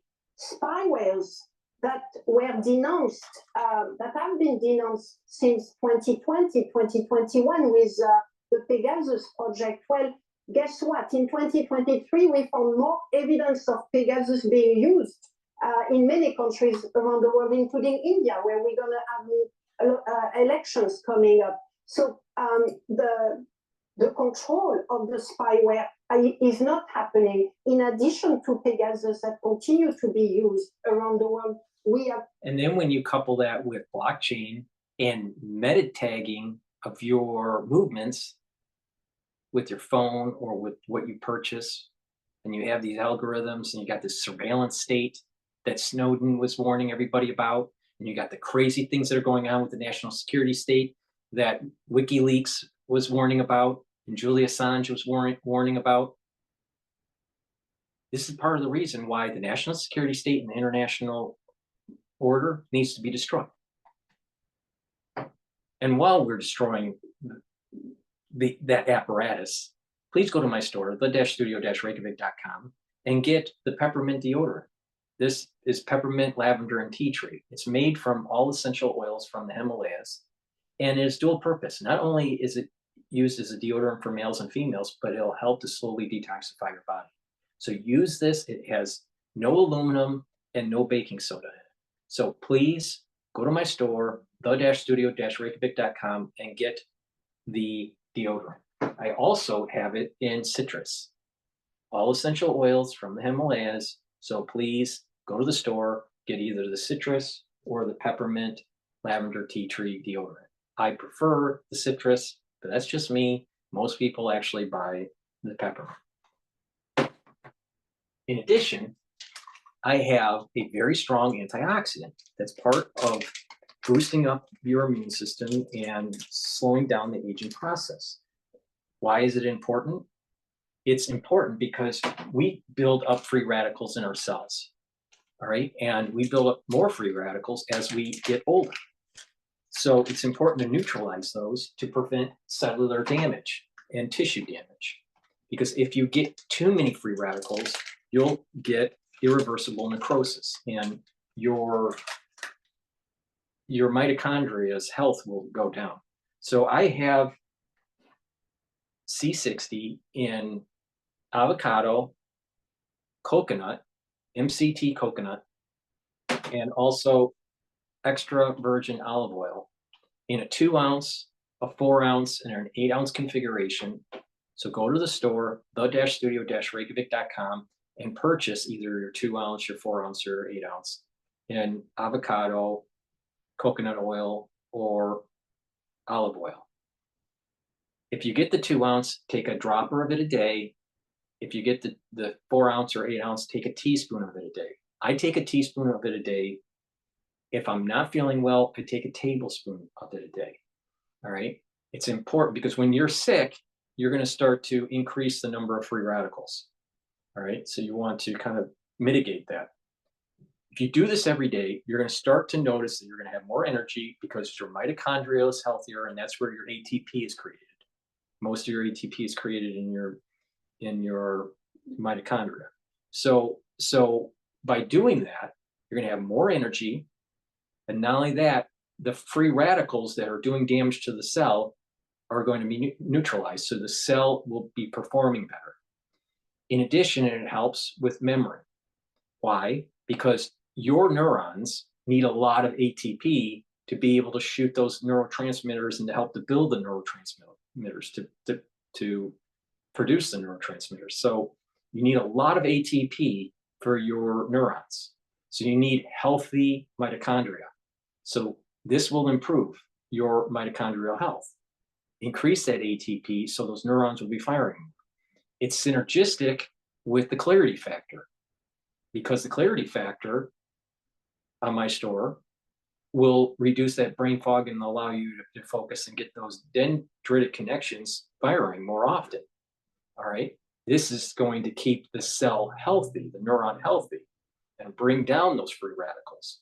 And as we age, we build up free radicals. We produce more free radicals. So you want to soak them up. So take a teaspoon a day, or if you get the 2 ounce, because of cost, it's important to take it every day. So, because of cost, some people can't afford a teaspoon of it a day. So just take a full dropper, but you want to take it every day. That's the key. You want to take it on an empty stomach. You want to take it every day so there's compound effect. And you're going to start seeing that your body is healing and you're slowing down the aging process. If you're sick, take double dose. All right. Because when you're sick, you're going to produce more free radicals. If you're going to work out, take it before your workout and you'll recover quicker. Why? Because when you work out, you create free radicals, and you want this in your system before your workout to be able to neutralize those free radicals. If you follow what I've been saying about the products that I offer on my store, the-studio-reykjavik.com, it will improve your health, boost your immune system, produce more energy, you'll have more vitality, and you'll slow the aging process.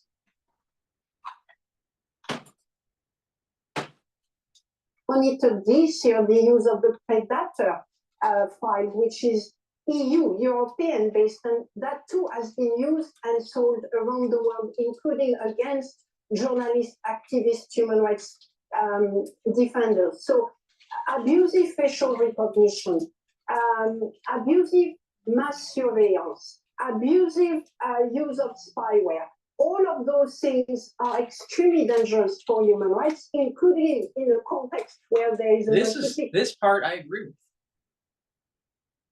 And I've been saying a long time. Artificial intelligence and blockchain and cryptocurrency, all this stuff, they go hand in hand. It's part of the surveillance technology. Around conflict, and they should be the object of moratorium. We are calling as well on those big tech companies whose business model is feeding the multiplication of data, of certain kind of data, we are calling on them as well to be much better regulated than they are now, but also to take action to regulate their own content. But it's a Wild West. It's the Wild West in a context of the collapse of the international system. This is why we are sounding the alarm. I mean, as of today, we have the international system on the brink of collapse. We have an industrial revolution, a revolution of information technology that no one is regulating effectively, and that has the potential to run a major disaster for societies.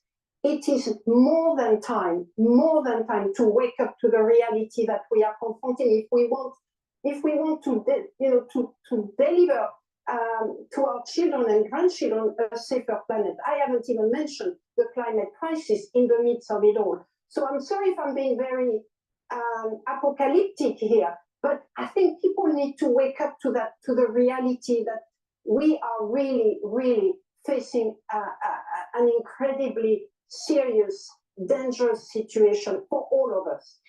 Agnes Calamard, we want to thank you so much for being with us. Amnesty. So that's my broadcast for today. Thank you for, especially if you've gone this far, thank you for watching. Please subscribe to all my channels. I have 3 channels on YouTube. I have Brighteon, Bitchute, and Rumble. I also have a new channel on YouTube called The Studio-Reykjavik. So please subscribe to that. All the links are in the description of this video. Please follow me on X. Please follow me on Facebook and GETTR so you can get notifications. I am censored on YouTube. I don't have the reach that I used to have because of the algorithm, unfortunately. So please follow me on all the channels. Please share the links to my videos, especially from Rumble, Bitchute, Brighteon, and also the YouTube ones. And please help support my work by purchasing the products that I offer on my store. In addition, you can donate on my website through Stripe, PayPal, or Buy Me a Coffee, or be a paid member to help support my news coverage with Patreon.